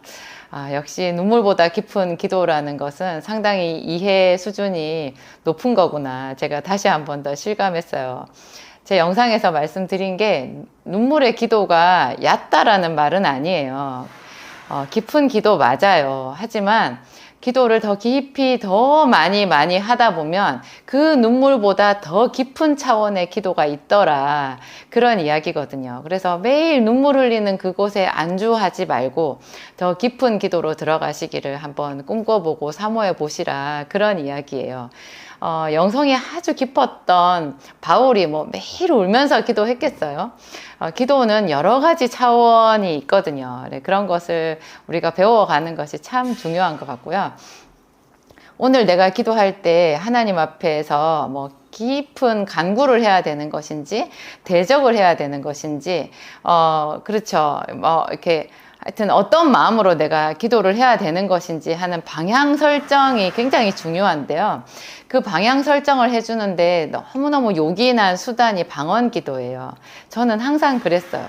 제가 제 나름으로 생각하는 기도 제목은 언제나 있잖아요. 근데 그거를 가지고 하나님 앞에 갈 때 그 기도 시간에 정해진 장소로 이제 가면서 제 마음에 언제나 무거운 그 짐 같은 것이 있었어요. 그게 뭐냐면 어떻게 기도를 해야 되느냐 하는 거였어요. 어떻게 기도를.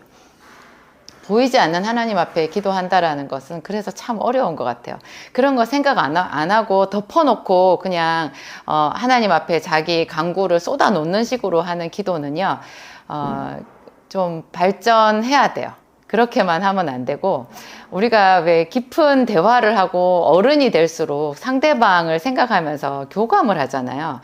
하나님 앞에 기도가 대화라는 거는 여러분 중에 모르시는 분이 없을 거예요.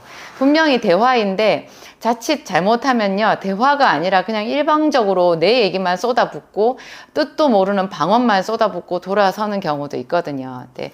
깊은 방언, 제대로 초점이 맞는 그런 방언을 하면 하나님의 말씀이 임해요. 그리고 하나님께서 영적인 지각을 주시거든요. 그래서 나는 오늘 눈물 보따리 이만큼 가지고 하나님 앞에 갔는데 하나님께서 의외로 승리를 선포하게 하시는 경우도 그래서 만나게 되는 거예요.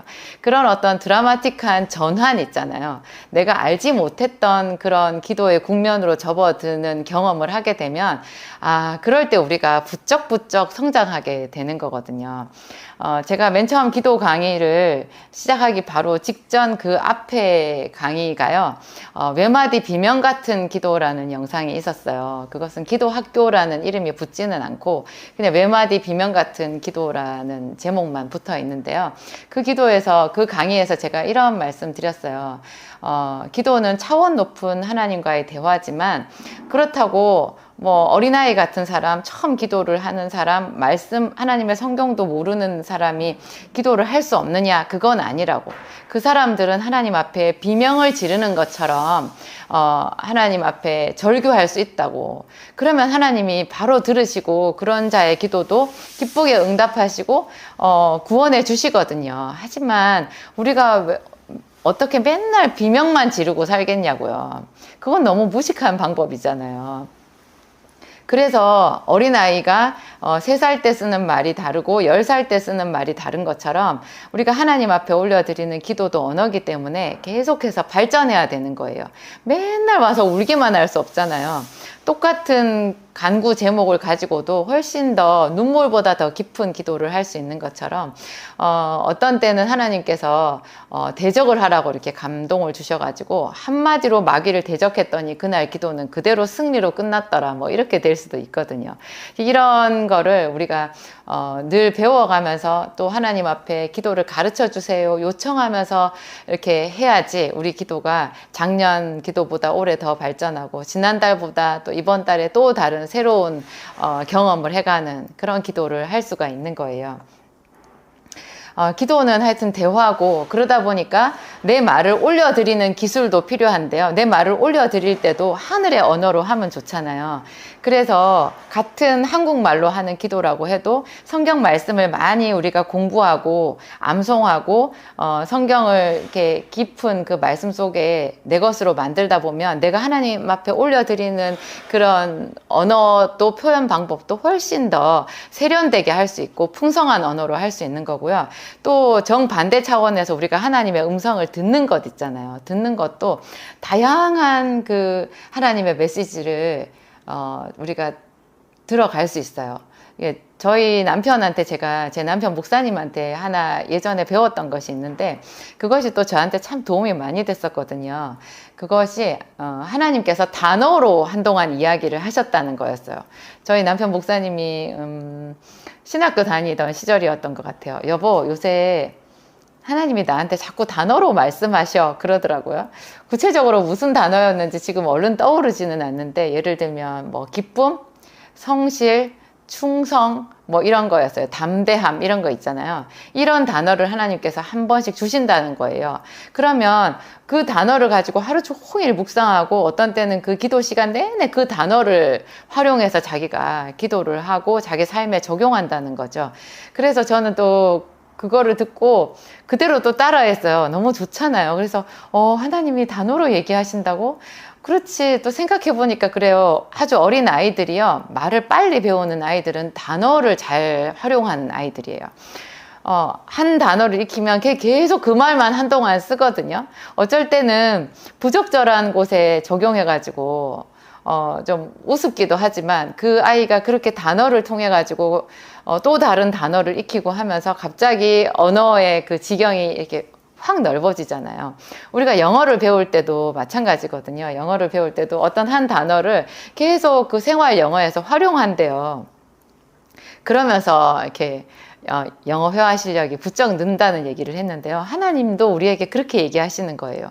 저는 예전에 그런 식으로 이제 남편 이야기를 듣고 난 뒤였을까요? 아니면 그 전이었나?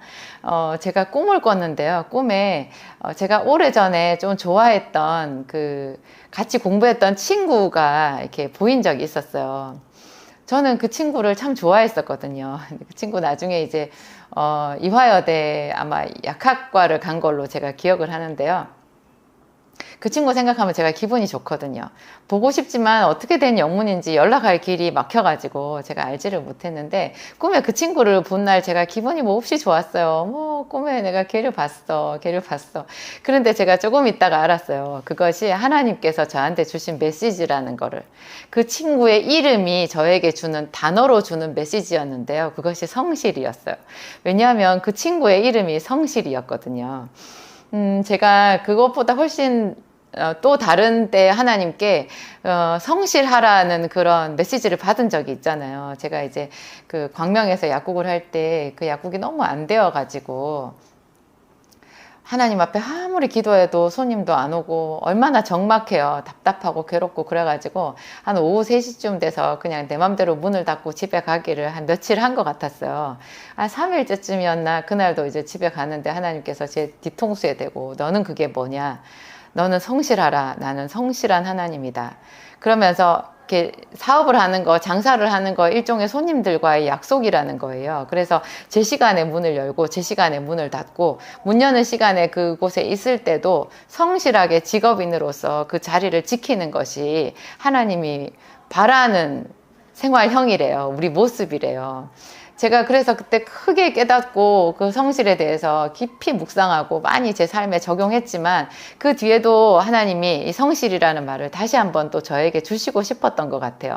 그래서 그 친구, 성실이라는 친구, 제가 좋아하는 친구를 꿈에 보았는데 제가 아침에 일어나서 처음에 그 메시지인지 모르고 맞아 내가 성실이를 봤네 꿈에.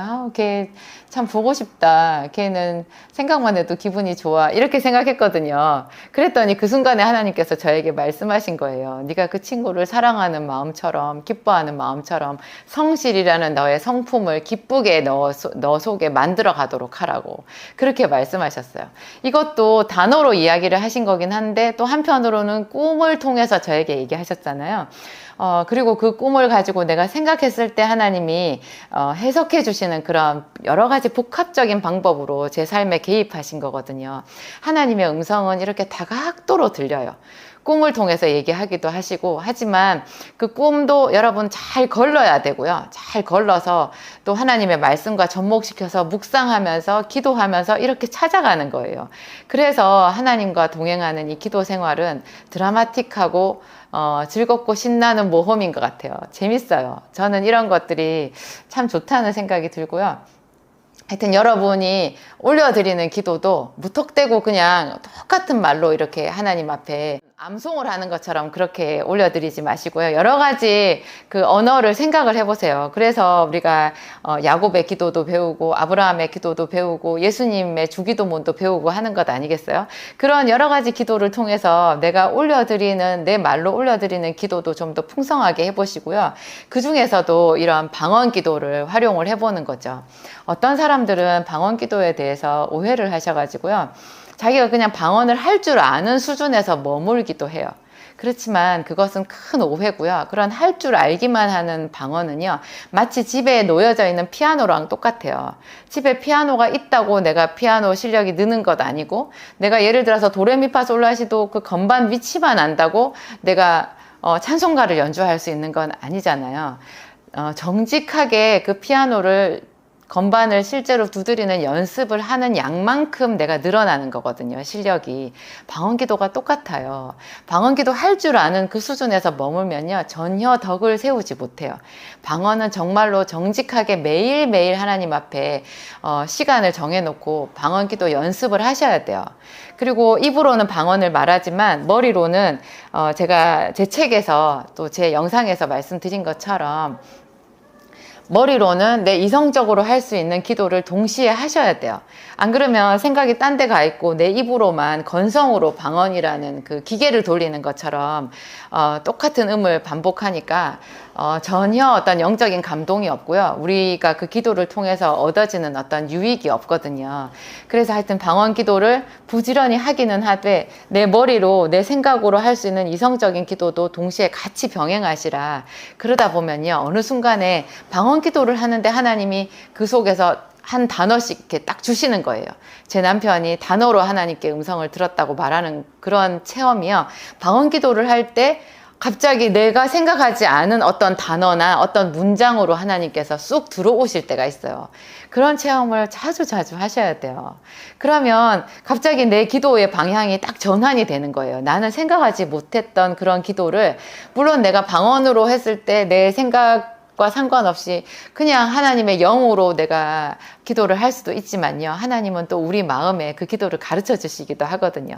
그래서 내 영과 내 이성의 기도가 딱 맞아떨어져서 합쳐지면 그 기도가 훨씬 더 강력한 영적인 무기가 될 수 있는 거예요. 하나님 앞에 직통으로 응답되는 상달되는 그런 기도가 될 수 있는 거죠. 이게 방언을 통해서 받는 지식의 말씀, 지혜의 말씀의 은사라고 생각하시면 돼요.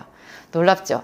성경에 그런 이야기가 분명히 있잖아요. 여러 가지 은사가 있는데 그중에 방언의 은사도 있지만 지혜의 말씀, 지식의 말씀, 예언의 말씀의 은사가 있는데요. 이런 게 방언 기도를 제대로 하다 보면 서로 다 연결되어서 정말 풍성한 그런 신앙생활을 할 수 있어요. 영적으로 큰 그런 생활을 할 수 있어요.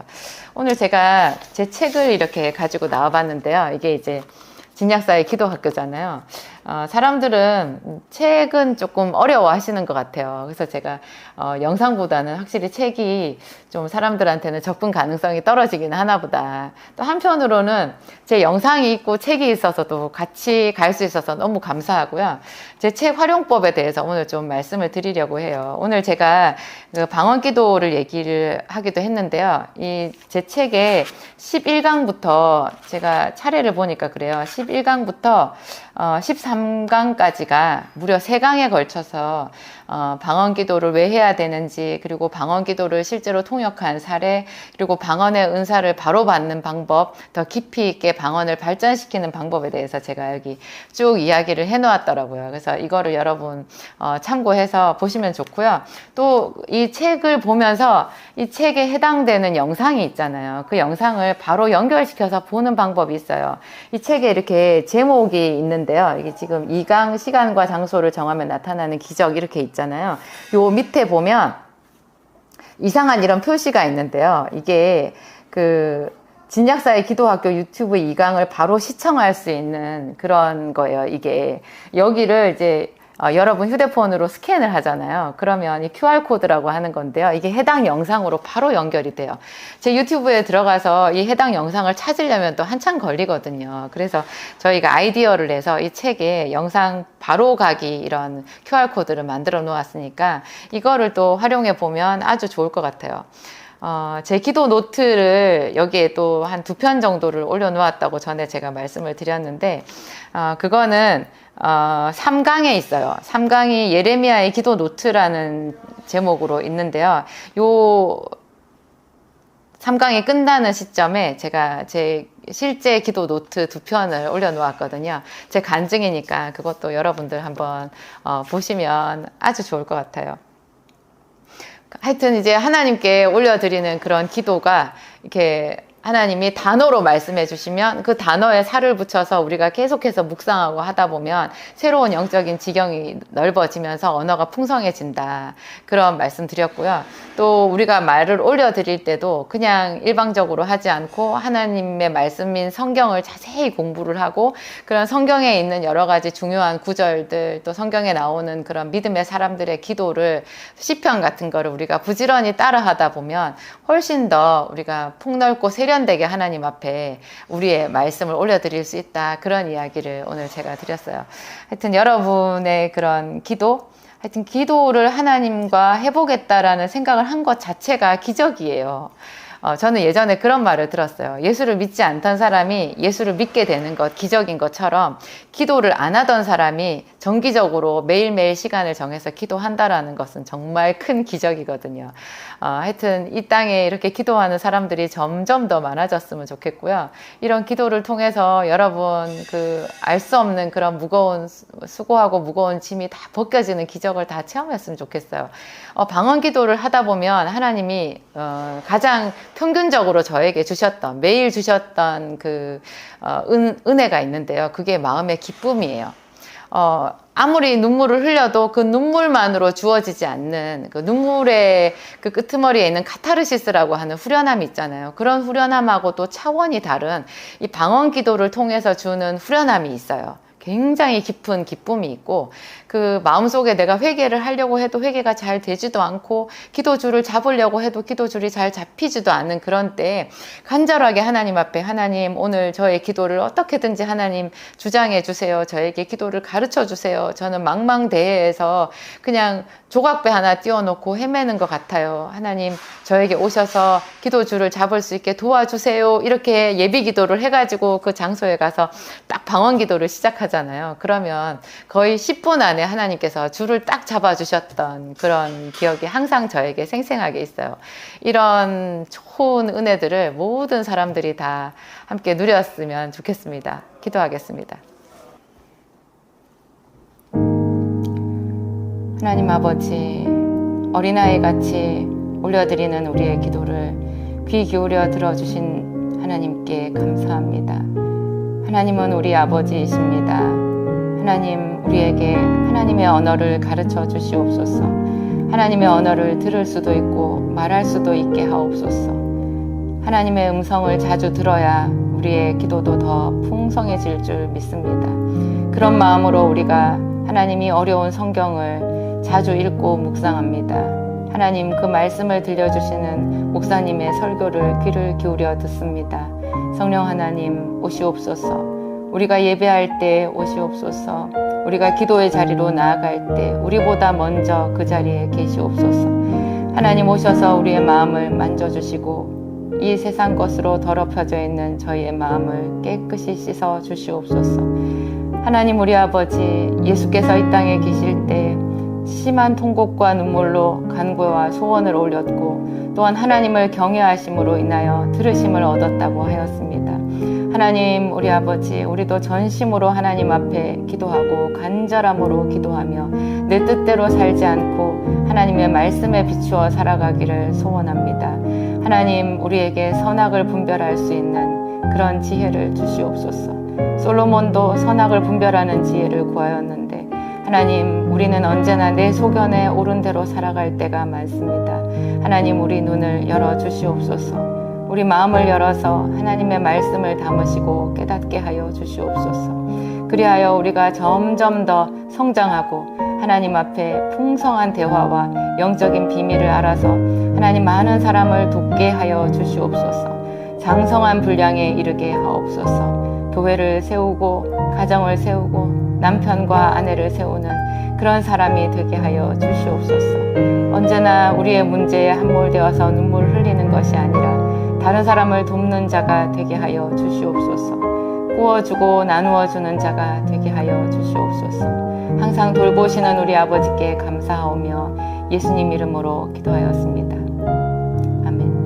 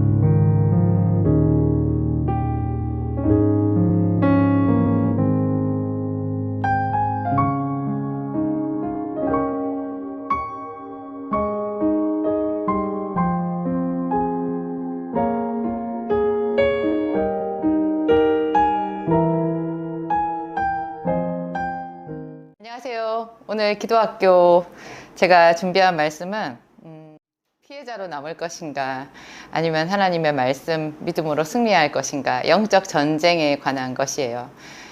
참 우리가 살아가는 태도가 중요한 것 같아요. 예수님께서 이렇게 말씀하셨거든요. 너희는 뱀같이 지혜롭고 비둘기같이 순결하라. 그리고 예수님께서 가르쳐 주신 주기도문에는요, 시험에 들게 하지 마시옵고 다만 악에서 구하시옵소서, 이것이 있어요. 참 시험에 드는 사람들이 많거든요. 시험에 드는 사람들, 혹시 제 영상을 보고 계신 분들 중에서도 교회에서 시험 들어가지고 크게 아픔을 겪고 교회를 떠나서 나 홀로 신앙생활을 하시는 분이 계신지도 모르겠어요. 여러분, 하나님께 간절하게 기도해서 공동체를 찾으세요. 교회 안에 있어야 돼요. 정말 힘들고 어려워도 피해자로 남으시면 안 되거든요. 그 속에 들어가서 하나님의 집인 교회를 지키면서 또 내가 헌신하고 세울 수 있는 그런 주의 종, 그런 그 영적인 가족들을 만나셔야 돼요. 그 속에서 여러분들이 가지고 있는 여러 가지 재능으로 헌신하고 섬기면서 하나님 나라를 확장해 가는 거거든요. 제가 야곱의 이야기를 오늘도 해볼 텐데요. 여러분, 야곱도 피해자거든요. 야곱이 자기 형 에서의 장자의 명분을 사랑해서 형에게 팥죽 한 그릇으로 장자의 명분을 산 적은 있잖아요. 그렇지만 확실한 거는 그 장자의 명분을 에서가 경홀히 여겼다는 거예요. 형 에서는 치명적인 범죄함을, 그러니까 허물을 하나님 앞에 가지고 있었는데요. 그것이 하나님께서 주신 그 영적인 직분인 장자의 명분을 소홀히 여긴 거예요.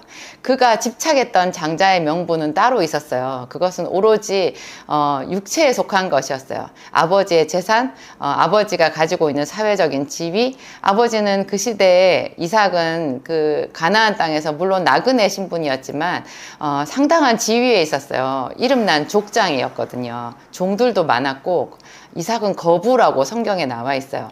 그런 거부의 아들로서 사는 그런 자기의 어떤 그 장자로서 받을 그런 눈에 보이는 것에만 집중했던 거지 하나님께로부터 오는 영적인 어떤 축복 이런 것에는 관심이 없었어요.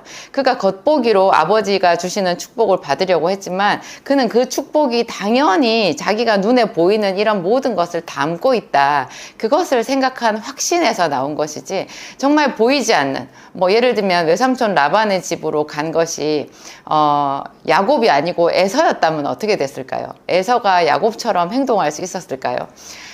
야곱과 에서는 사는 세계가 다르고 바라보는 시각이 완전히 달랐던 거예요. 그런데 에서는 자기는 하나도 잘못이 없고 오로지 자기가 배고픈 틈을 타서 자기를 살짝 속여가지고 자기한테 장자의 명분을 취해간 동생이 나쁜 놈이고 그것도 마지막에 이제 아버지가 장자인 자기한테 축복을 해줄 것이었는데 그 축복을 가로챈 그 놈이 두 번이나 나를 속인 나쁜 놈이다. 이렇게 돼서 그의 한결같은 그 분노와 그 있잖아요. 그 믿음에 근거한 자기는 의롭고 동생 야곱은 죽일 놈이다라는 그 생각이 20년 동안 변함이 없었어요. 이것은 정말 큰 죄거든요. 하나님은 그래서 에서에게 어떤 미련도 가지지 않으세요. 그냥 에서는 육신의 사람이었기 때문에 에서에게 육신의 분복을 주셨을 뿐이에요. 아브라함의 손자고 이삭의 아들이었기 때문에 그것만 주셨지 그 이후에 그 에돔 족속 결국은 이제 세일산에서 흥왕하기는 하지만 그냥 그쵸. 이런 사람들을 성경에서는 잡초의 무성함 같다고 얘기를 하거든요. 야곱은 그런 그 자기가 아무한테도 표현할 수 없는 심지어 이 시대의 목사님들조차도 잘 이해하지 못하는 그런 신령한 축복에 대한 사모함으로 좀 방법은 틀렸지만 형의 장자의 명분을 자기가 샀어요. 그리고 어머니의 설득 또 어머니의 말에 솔깃해가지고 아버지를 속이고 형의 옷을 입고 들어가서 형이 받을 그 말로 해주는 축복을 받았는데요. 그것을 모르고 싶지 않았어요. 그럴 정도로 야곱은 아무것도 없을지라도 하늘의 복 하나님께 가까이 나아가는 그 장자의 명분을 얻고자 했던 거예요. 그래서 야곱의 뜻대로 되었죠. 정말 야곱은 이스라엘이 되었어요. 하나님과 사람과 겨루어 이긴 이스라엘이 되었는데 이 야곱이 사실 그 에서의 이제 기세에 밀려가지고 자기 어머니 아버지도 너 여기 있지 말고 너희 어머니 친정집, 네 외갓집으로 가서 거기서 신부감을 구해와라. 이제 이렇게 겉보기랑 속의 그 실질이랑 다른 어떤 행동을 취하게 되잖아요. 겉보기로는 야곱이 믿음의 아내를 얻기 위해서 좋은 신부감을 얻기 위한다라는 그런 게 있었지만 속으로는 형 에서가 분노해가지고 야곱을 죽여버릴 수도 있기 때문에 그 이삭과 리브가와 야곱 이 세 사람은 그런 내심의 생각이 공통적이었던 것 같아요. 그래서 겉으로 말하지 않아도 서로 마음이 다 통해서 이제 야곱은 외삼촌 라반의 집에 가게 되었는데요. 그 외삼촌 라반의 집에서 정말 자기 형보다 더 흉악한 사람을 만나잖아요. 그게 바로 외삼촌 라반이죠. 라반은 얼마나 참 사람이 교활하고 속임수에 능하고 이기적인 사람이었는지 그리고 에서보다도 더 철저하게 자기는 하나도 잘못이 없다는 거였어요. 그냥 라반이 딱 보기에 처음에 이제 이 야곱이 일을 너무 잘해서 혹했잖아요. 그래서 한 달을 데리고 있었더니 일을 너무 잘해요. 그래가지고 내가 어떻게 너를 공으로 일만 시키겠느냐. 나한테 와서 일해라. 너의 급료를 정해라. 이렇게 말했을 때 야곱은 이제 너무 순수한 청년이잖아요. 그래서 자기가 외삼촌의 딸, 작은 딸 라헬을 사랑하니까 그 라헬을 위해서 자기가 외삼촌에게 7년을 봉사하겠다 그래요. 이런 부분에 있어서도 야곱은 참 건강하고 자신감이 넘치는 청년이죠. 이쯤 되면은 자기 집에다가 연락을 넣어서 엄마, 아버지 제가 정말 괜찮은 외삼촌의 딸, 작은 딸 라헬을 보았어요. 라헬이 굉장히 좋은 신부감이니까 저에게 돈을 좀 주세요. 예물이라도 해야 되지 않겠어요? 이렇게 돈을 요구할 수 있었을 텐데 그게 사실은 또 뭐 내면의 사정이 있었겠죠. 하여튼 야곱은 그런 면에서 그 하나님께서 자기한테 주시는 축복, 그리고 또 자기가 열심히 일하면 무엇이든지 이룰 수 있다라는 이런 그 패기가 넘쳤던 청년인 것 같아요. 그래가지고 또 7개월도 아니고 7년이나 있잖아요. 그거는 대단한 거죠. 하여튼 그게 그만큼 자기가 라헬을 사랑한다는 것이었고, 라반은 흔쾌히 오케이 했는데 제 생각에 그래요. 한 3년쯤 일하고 이미 3년쯤만 해도 라반은 뭐 재산이 많이 늘었을 거였거든요. 그 일꾼 하나 들어와서 눈에 보이게 재산이 늘어날 정도라면 그런 일꾼이 어디 있겠어요. 그러면 야곱이 외삼촌 제가 7년을 봉사하려고 했는데 3년 정도만이라도 충분하시지 않겠냐고 이렇게 얘기할 수도 있었는데 야곱은 참 충직해요. 그래서 끝까지 7년을 하루같이 일을 했고요. 하나도 그 몸을 아끼지 않고 아까워하지 않았어요. 나중에 보면 그 훨씬 뒤에 이제 그 야곱이 자기 아내들한테 하는 말, 그리고 야곱이 외삼촌 라반한테 이제 20년이 지난 다음에 그 떠나면서 하는 말이 있잖아요. 외삼촌께서 품삯을 10번이나 바꿨다. 그리고 외삼촌이 뭐 양들 중에서 물어 뜯긴 것, 잃어버린 것 이런 거를 다 나한테 청구하지 않으셨냐. 내가 그거를 다 물어드리지 않았냐. 이렇게 말했어요. 그 외삼촌 라반이 얼마나 무서운 사람이에요. 세상에. 나중에 이제 그 14년이 지난 다음에, 뭐 14년 전에 이미 7년이 지났을 때, 자기 큰딸을 또 속여가지고, 라헬이라고 속여가지고 레아를 신부감으로 넣어놓고, 그 야곱이 당연히 이제 분노하니까 그러면 다시 7년을 더 일해라. 내가 그러면 라헬도 너한테 줄게. 이래가지고 세상에 더블로 받았잖아요. 7년 이렇게 받고. 그 다음에 이제 그 이후에 6년 세월이 이제 남았는데요. 제 생각에는 하나님 편에서 더 급하셨던 것 같아요. 하나님 편에서 이제 정말 야곱이 이제 고향 땅으로 돌아가야 되잖아요. 야곱은 하나님의 약속을 받은 사람이고 하나님의 약속은 가나안 땅에서 이루어져야 되거든요. 그래서 베델에서 하나님이 꿈에 야곱에게 나타나셔가지고 내가 너에게 약속한 것을 다 이루기까지 너를 떠나지 아니하리라. 나는 너희 조상, 너희 할아버지 아브라함과 너희 아버지 이삭의 하나님이라.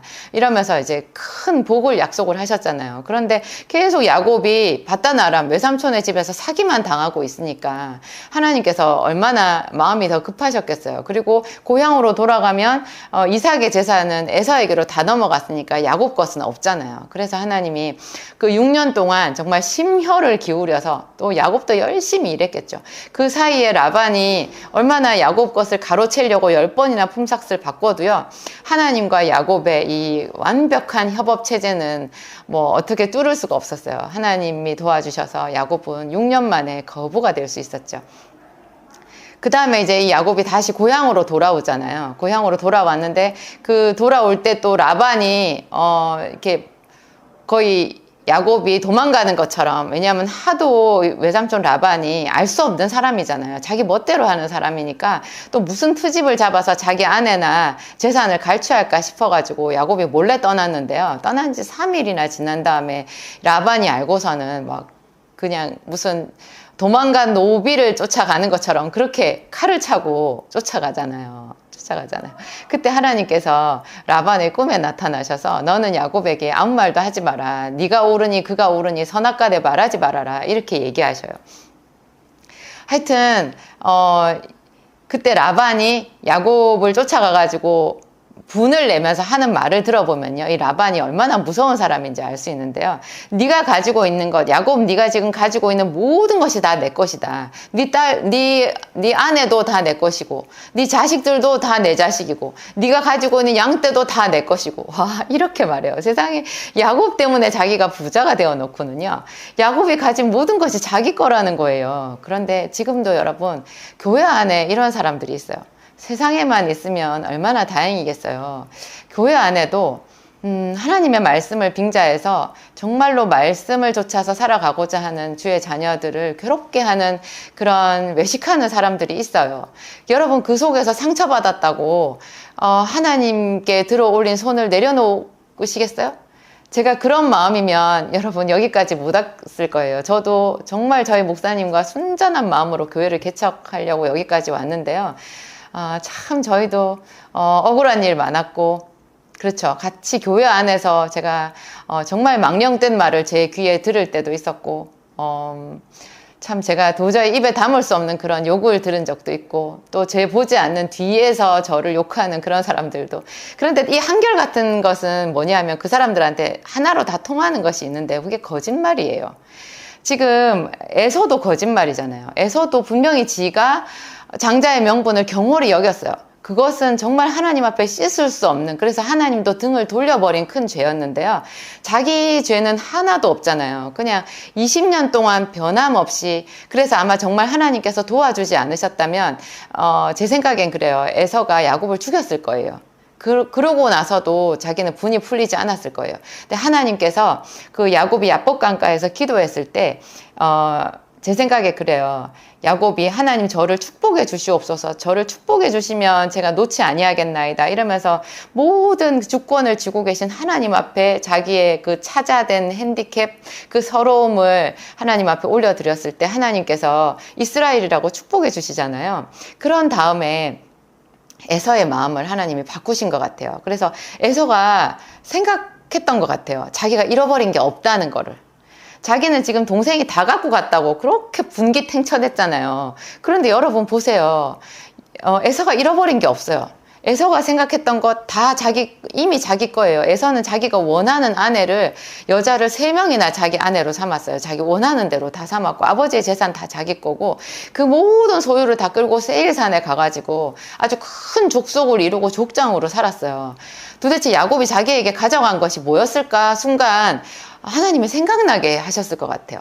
그러니까 에서는 전혀 영적인 축복에 관심이 없었기 때문에 그랬던 거죠. 내가 잃어버린 게 없구나. 그것도 자기가 보니까 세상에 야곱이 다리도 저네요. 하나님이 환도뼈를 치셔가지고 세상에 다리를 절면서 엎드려가지고 이렇게 자기한테 3번이나 절을 하면서 나오는 그 모양새를 보니까 그냥 에서가 마음에 분노가 다 녹아버렸던 거예요. 하나님께서 에서에게 회개의 마음을 주신 것이 아니라는 것은 여러분 아시죠? 에서는 그냥 자기가 잃어버린 게 없구나 생각하고 야곱을 칠 빌미가 없어져 버려서 그냥 편안해졌던 거예요. 그렇지만 그 다음에 야곱이 한 행동을 보세요. 야곱이 형이랑 같이 가나요? 세일산에 있는 형이랑 사이좋게 지내었더라 그렇게 나와요? 안 그래요. 여러분, 믿음의 사람과 이 불신자 사이에는요, 넘어설 수 없는 그런 깊은 골짜기 같은 것이 있어요.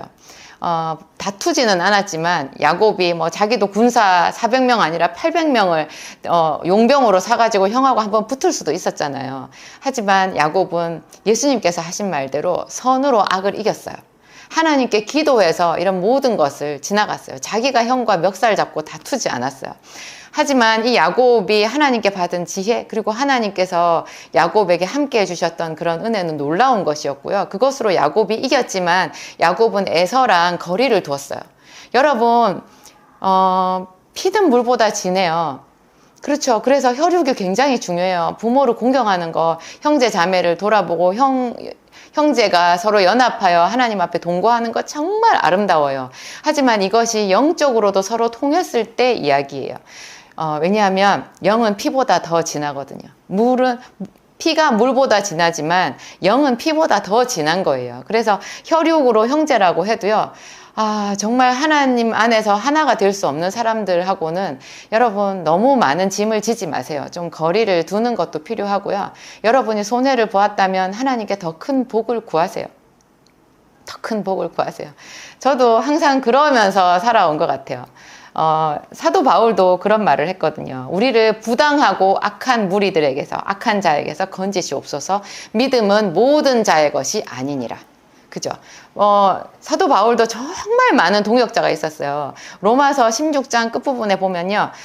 사도 바울이 자기의 동역자들 누구를 그러니까 너희가 누구에게 문안하라, 누구에게 문안하라, 누구는 또 어떤 사람이니라, 그렇게 자기 동역자들을 이렇게 쭉 하나씩 호명을 하잖아요. 그 보면, 야곱이 아니라 바울이 정말 지경이 넓은 사람이었구나. 혼자 단독으로 자기만 뭐 나가자 해가지고 혼자서 뭐 이렇게 의로움에 차서 일하는 사람이 아니라 정말 많은 기도의 동역자들, 그 복음의 전도의 동역자들과 함께 기도하고 함께 움직이는 이런 연합의 사람이었구나 하는 걸 알 수 있어요. 그런 연합의 사람인 사도 바울도요, 가까이 할 수 없는 악한 사람이 있다고 얘기한 거예요. 이것이 여러분 영적 전쟁인 거예요. 영적 전쟁. 그래서 예수님께서도 한마디로 얘기하시지 않고요, 아주 어려운 말씀으로 우리에게 얘기하신 거예요. 악에게 지지 말고 선으로 악을 이겨라. 뱀처럼 지혜롭고, 뱀은 항상 나쁜 것으로 나오지만 이 부분에서만 뱀이 좋은 것으로 나와요. 뱀이 간교했더라, 뭐 창세기에는 그렇게 나오잖아요. 이 뱀이 지혜로운 것의 또 상징이기도 한 거예요. 그래서 예수님이 뱀처럼 지혜롭고 비둘기처럼 순결하라. 야곱에게서 우리가 그런 모양을 볼 수 있고요, 요셉에게서도 그런 모양을 볼 수 있어요. 요셉이 형들에게 팔려가지고, 야곱의 아들이었던 요셉이 형들한테 시기를 받아서 팔려서 억울하게 이국 땅인 애굽의 종으로 갔잖아요. 그래서 보디발의 집에서 종살이를 하고 있었지만 정말 그곳에서도 낙심하지 않고, 그죠? 피해자였지만 낙심하지 않은 거예요.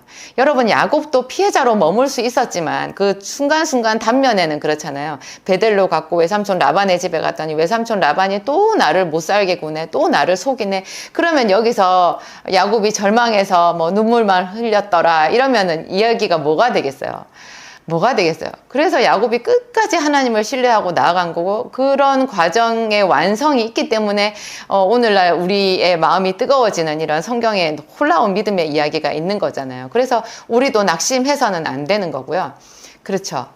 우는 사자같이 마귀가 우리를 조롱하고 넘어뜨리려 해도 우리는 다시금 일어날 수 있는 그런 믿음의 사람, 그런 분을 성경에서 보아야 되는 거예요. 요셉은 피해자였지만 언제나 오뚜기처럼 일어났어요. 그래서 보디발의 집에서 열심히 일했고, 언어도 안 통했을 텐데 언어도 다 익혔나 봐요. 열심히 일했고 정말 하나님께 기도했고, 그래서 하나님이 주인에게 인정받게 해주셔서 가정 총무가 되었는데, 그 집에 교활한 여자가 또 있었잖아요. 세상에 그 여자는 얼마나 음란하면서 교활하면서 거짓말장이었는지, 이 여자가 아주 음흉하게 이 젊고 준수한 청년이었던 요셉을 넘봤어요. 세상에 늙은 여자가 그렇게 악할 수가 없죠. 근데 요셉이 혹시 보디발의 아내가 아름다웠다고 해도 요셉은 하나님과 또 보디발, 자기의 주인인 보디발 앞에서 범죄할 수 없다라는 그런 선을 분명하게 그어 놓았어요. 그래서 아무도 없을 때 그 주인의 아내인 그 보디발의 아내가 이제 옷을 붙잡고 늘어졌을 때 세상에 옷을 거기다 벗어놓고 도망을 갈 정도로 피해버렸잖아요. 이런 요셉의 행동 참으로 멋진 행동이었는데, 이 사악한 여자는 세상에 그 모든 상황을 반전시켜가지고 참 그래요. 이 거짓말장이들의 특징이 뭐냐면요, 이 말을 조금만 바꾸니까 완전히 진짜 제가 한 말 다 바꿔버리고 완전 저만 죄인이 되는 거예요. 저만 죄인이 되는 거예요. 여러분도 그런 거 당해보셨어요? 지금 여기 요셉이 그래요. 요셉이 완전 죄인이 된 거예요. 그 보디발이 봤을 때 기가 막히지 않았겠어요? 세상에 종놈이 내 아내를. 그 자리에서 보디발이 요셉을 죽이지 않은 것이 참 기적 같아요.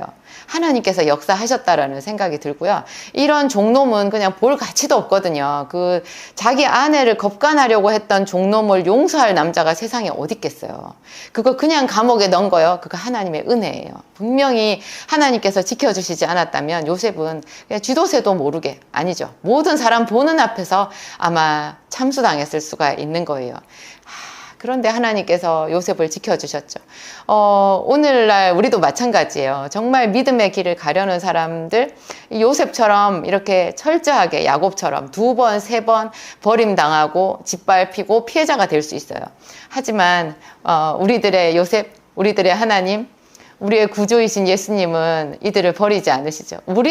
내가 나를 버리지 않으면요, 하나님은 절대로 나를 버리지 않으세요. 내가 하나님을 버린다고 해도 하나님이 저를 찾아오시잖아요. 몇 번은 찾아오시거든요. 여러분, 이런 거 생각하고 정말 견뎌야 되는 것 같아요. 또 제가 한 사람 얘기할 사람이 그 한나의 대적이었던 분인나예요. 한나의 대적이었던 분인나. 사무엘상에 나오잖아요. 기도의 어머니 한나. 기도의 어머니 한나는 남편에게 사랑은 받았지만 자식이 없었어요. 분인나는 남편 엘가나의 또 다른 아내였잖아요. 분인나는 자식이 있잖아요. 이런 상태에서 분인나가 할 수 있는 그냥 아주 자연스럽고, 그죠? 그냥 인간의 욕심에 그냥 끌려다니는 사람들이라면 누구나 할 수 있는 것, 그 한나를 시기 질투해가지고 또 거기서 한 발 더 넘어서서 얼마나 잔인하게 남편 엘가나도 모르게 한나만 아주 격동시켰겠어요. 근데 이 여자가요, 나중에 보세요. 이 엘가나의 온 가족이 1년에 뭐 이렇게 절기가 되면 하나님의 성막이 있는 실로에 가서 제사를 지냈다고 나오잖아요. 거기 다 제사를 지내서 이제 제사 끝나고 나면 먹고 마시잖아요. 그러니까 먹고 마시는 자리에서 한나는 조용히 일어나서 성막에 가서 이제 자기의 그 괴로운 심정을 토로하면서 하나님 앞에 기도했잖아요. 그러면 이 반대로 분인나를 한번 보세요. 이 분인나는 그렇게 자기가 악랄하게 그 불쌍한 여자인, 자식이 없어서 외로워서 눈물 흘리는 그 한나를 남편도 모르는 사이에 그렇게 아주 교활하게 그 여자를 고통스럽게 하고 괴롭히고 이렇게 하면서도 하나님 앞에 제사를 드리는 여자였어요. 그 제사 음식을 남편이랑 맛있게 먹는 그런 여자였어요. 남편 엘가나는 분인나가 한나를 괴롭히는지 전혀 모른 것 같거든요. 그러니까 분인나의 그런 악행을 하나도 모르고 엘가나가 자기 아내인 한나한테 이렇게 말하잖아요. 어찌하여 그대가 울고 먹지 아니하느냐. 내가 그대에게 10아들보다 낫지 아니하냐. 이렇게 말해요. 그러니까 이 분인나의 교활함이 그 엘가나의 말을 통해서도 느껴지는 거예요. 그런데 우리 이 교회에 오늘날에도 이런 분인나 같은 사람들이 있어요. 정말 다른 사람을 악랄하게 괴롭히고 짓밟으면서 정말 선한 가면을 쓰고 있는 거죠. 그래가지고 하나님 앞에서 기도하고 눈물도 흘리고 은혜 많이 받았다 그러고 자기는 언제나 기도 많이 한다 그러고 그러는 사람들이 있어요. 여러분, 그런 사람 보고 시험에 들지 마세요. 내가 그런 자가 아니기를 바라는 것이고요. 이런 모든 것 위에 관찰자 대신 하나님께서 계시다는 것, 하나님의 성령은 실수가 없으시다는 것, 하나님의 성령은 악한 자와 선한 자를 혼동했더라 그런 거 없어요. 하나님의 성령 앞에서는 우리가 정말 다 벌거벗은 것 같이 두려운 거예요. 그래서 야곱이 조금이라도 자기에게 남아있었던 그 흠 있잖아요. 자기가 선한 의도였지만 정말 하나님을 사랑하는 열정이었지만 어쨌건 자기 아버지를 속이고 형을 속였잖아요. 그런 그 허물을 평생 동안 갚은 거 아니겠어요? 그 뒤에 계속. 그래서 나중에 다시 야복강가에서 다시금 이제 자기가 선택의 기로에 섰을 때는 자기 잔머리 쓰지 않고 오로지 자기를 차자로 태어나게 하신 하나님 앞에서만 토로하고 하나님 앞에 복을 달라고, 그래서 이 형 에서의 손에서 벗어날 수 있게 해달라고 그렇게 간구했고, 하나님이 야곱의 환도뼈를 치시기까지 그 야곱과 겨루셨던 거예요. 그래서 하나님이 기쁘게 야곱에게 져주신 거잖아요. 우리도 그런 야곱과 같은 믿음, 이런 정도의 어떤 영적 씨름, 내 앞에서 악인이 형통하는 것 보고도 정말 하나님의 선하심에 1.1획이라도 의심하지 않을 수 있는 그런 믿음 있잖아요. 끝까지 진실하게 하나님만 신뢰하고 도리어 내가 손해를 보는 자가 되는 것, 차라리 내가 당할 때는 당하더라도 하나님께 복을 받는 자가 되기를 원하는 것, 그리고 때로는 악한 자를 대할 줄 아는 지혜를 터득하는 것도 필요할 것 같아요. 야곱이 외삼촌 라반한테 품삯을 정하지 않았잖아요.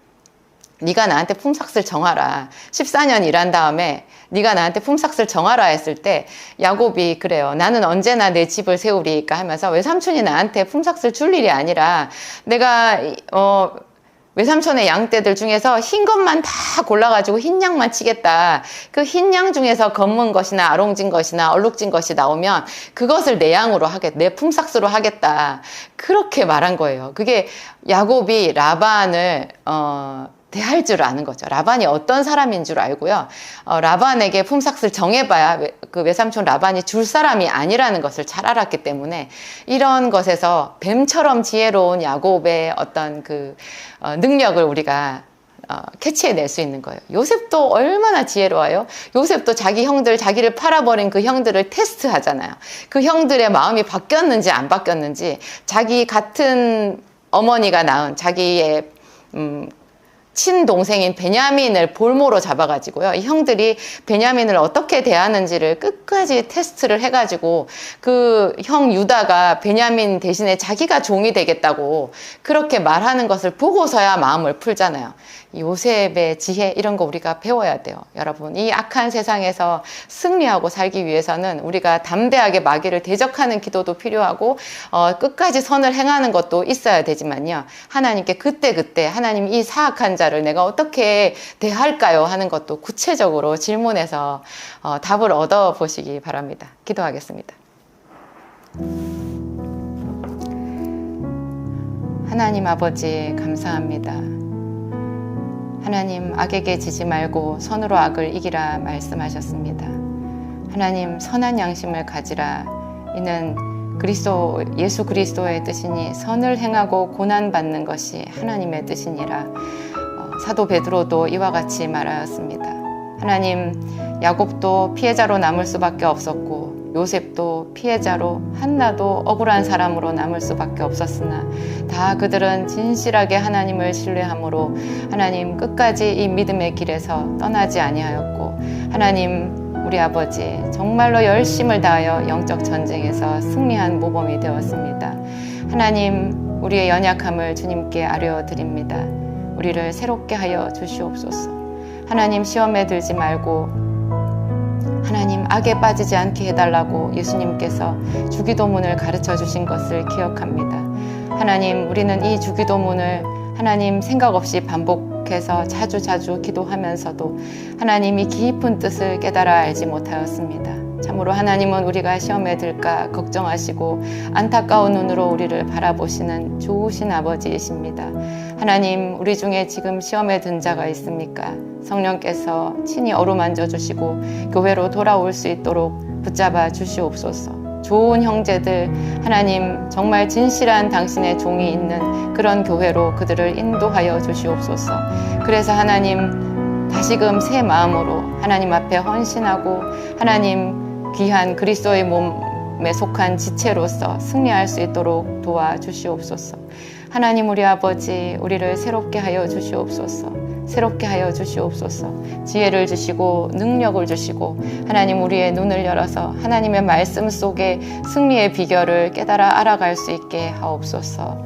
예수님의 이름으로 기도하였습니다. 아멘.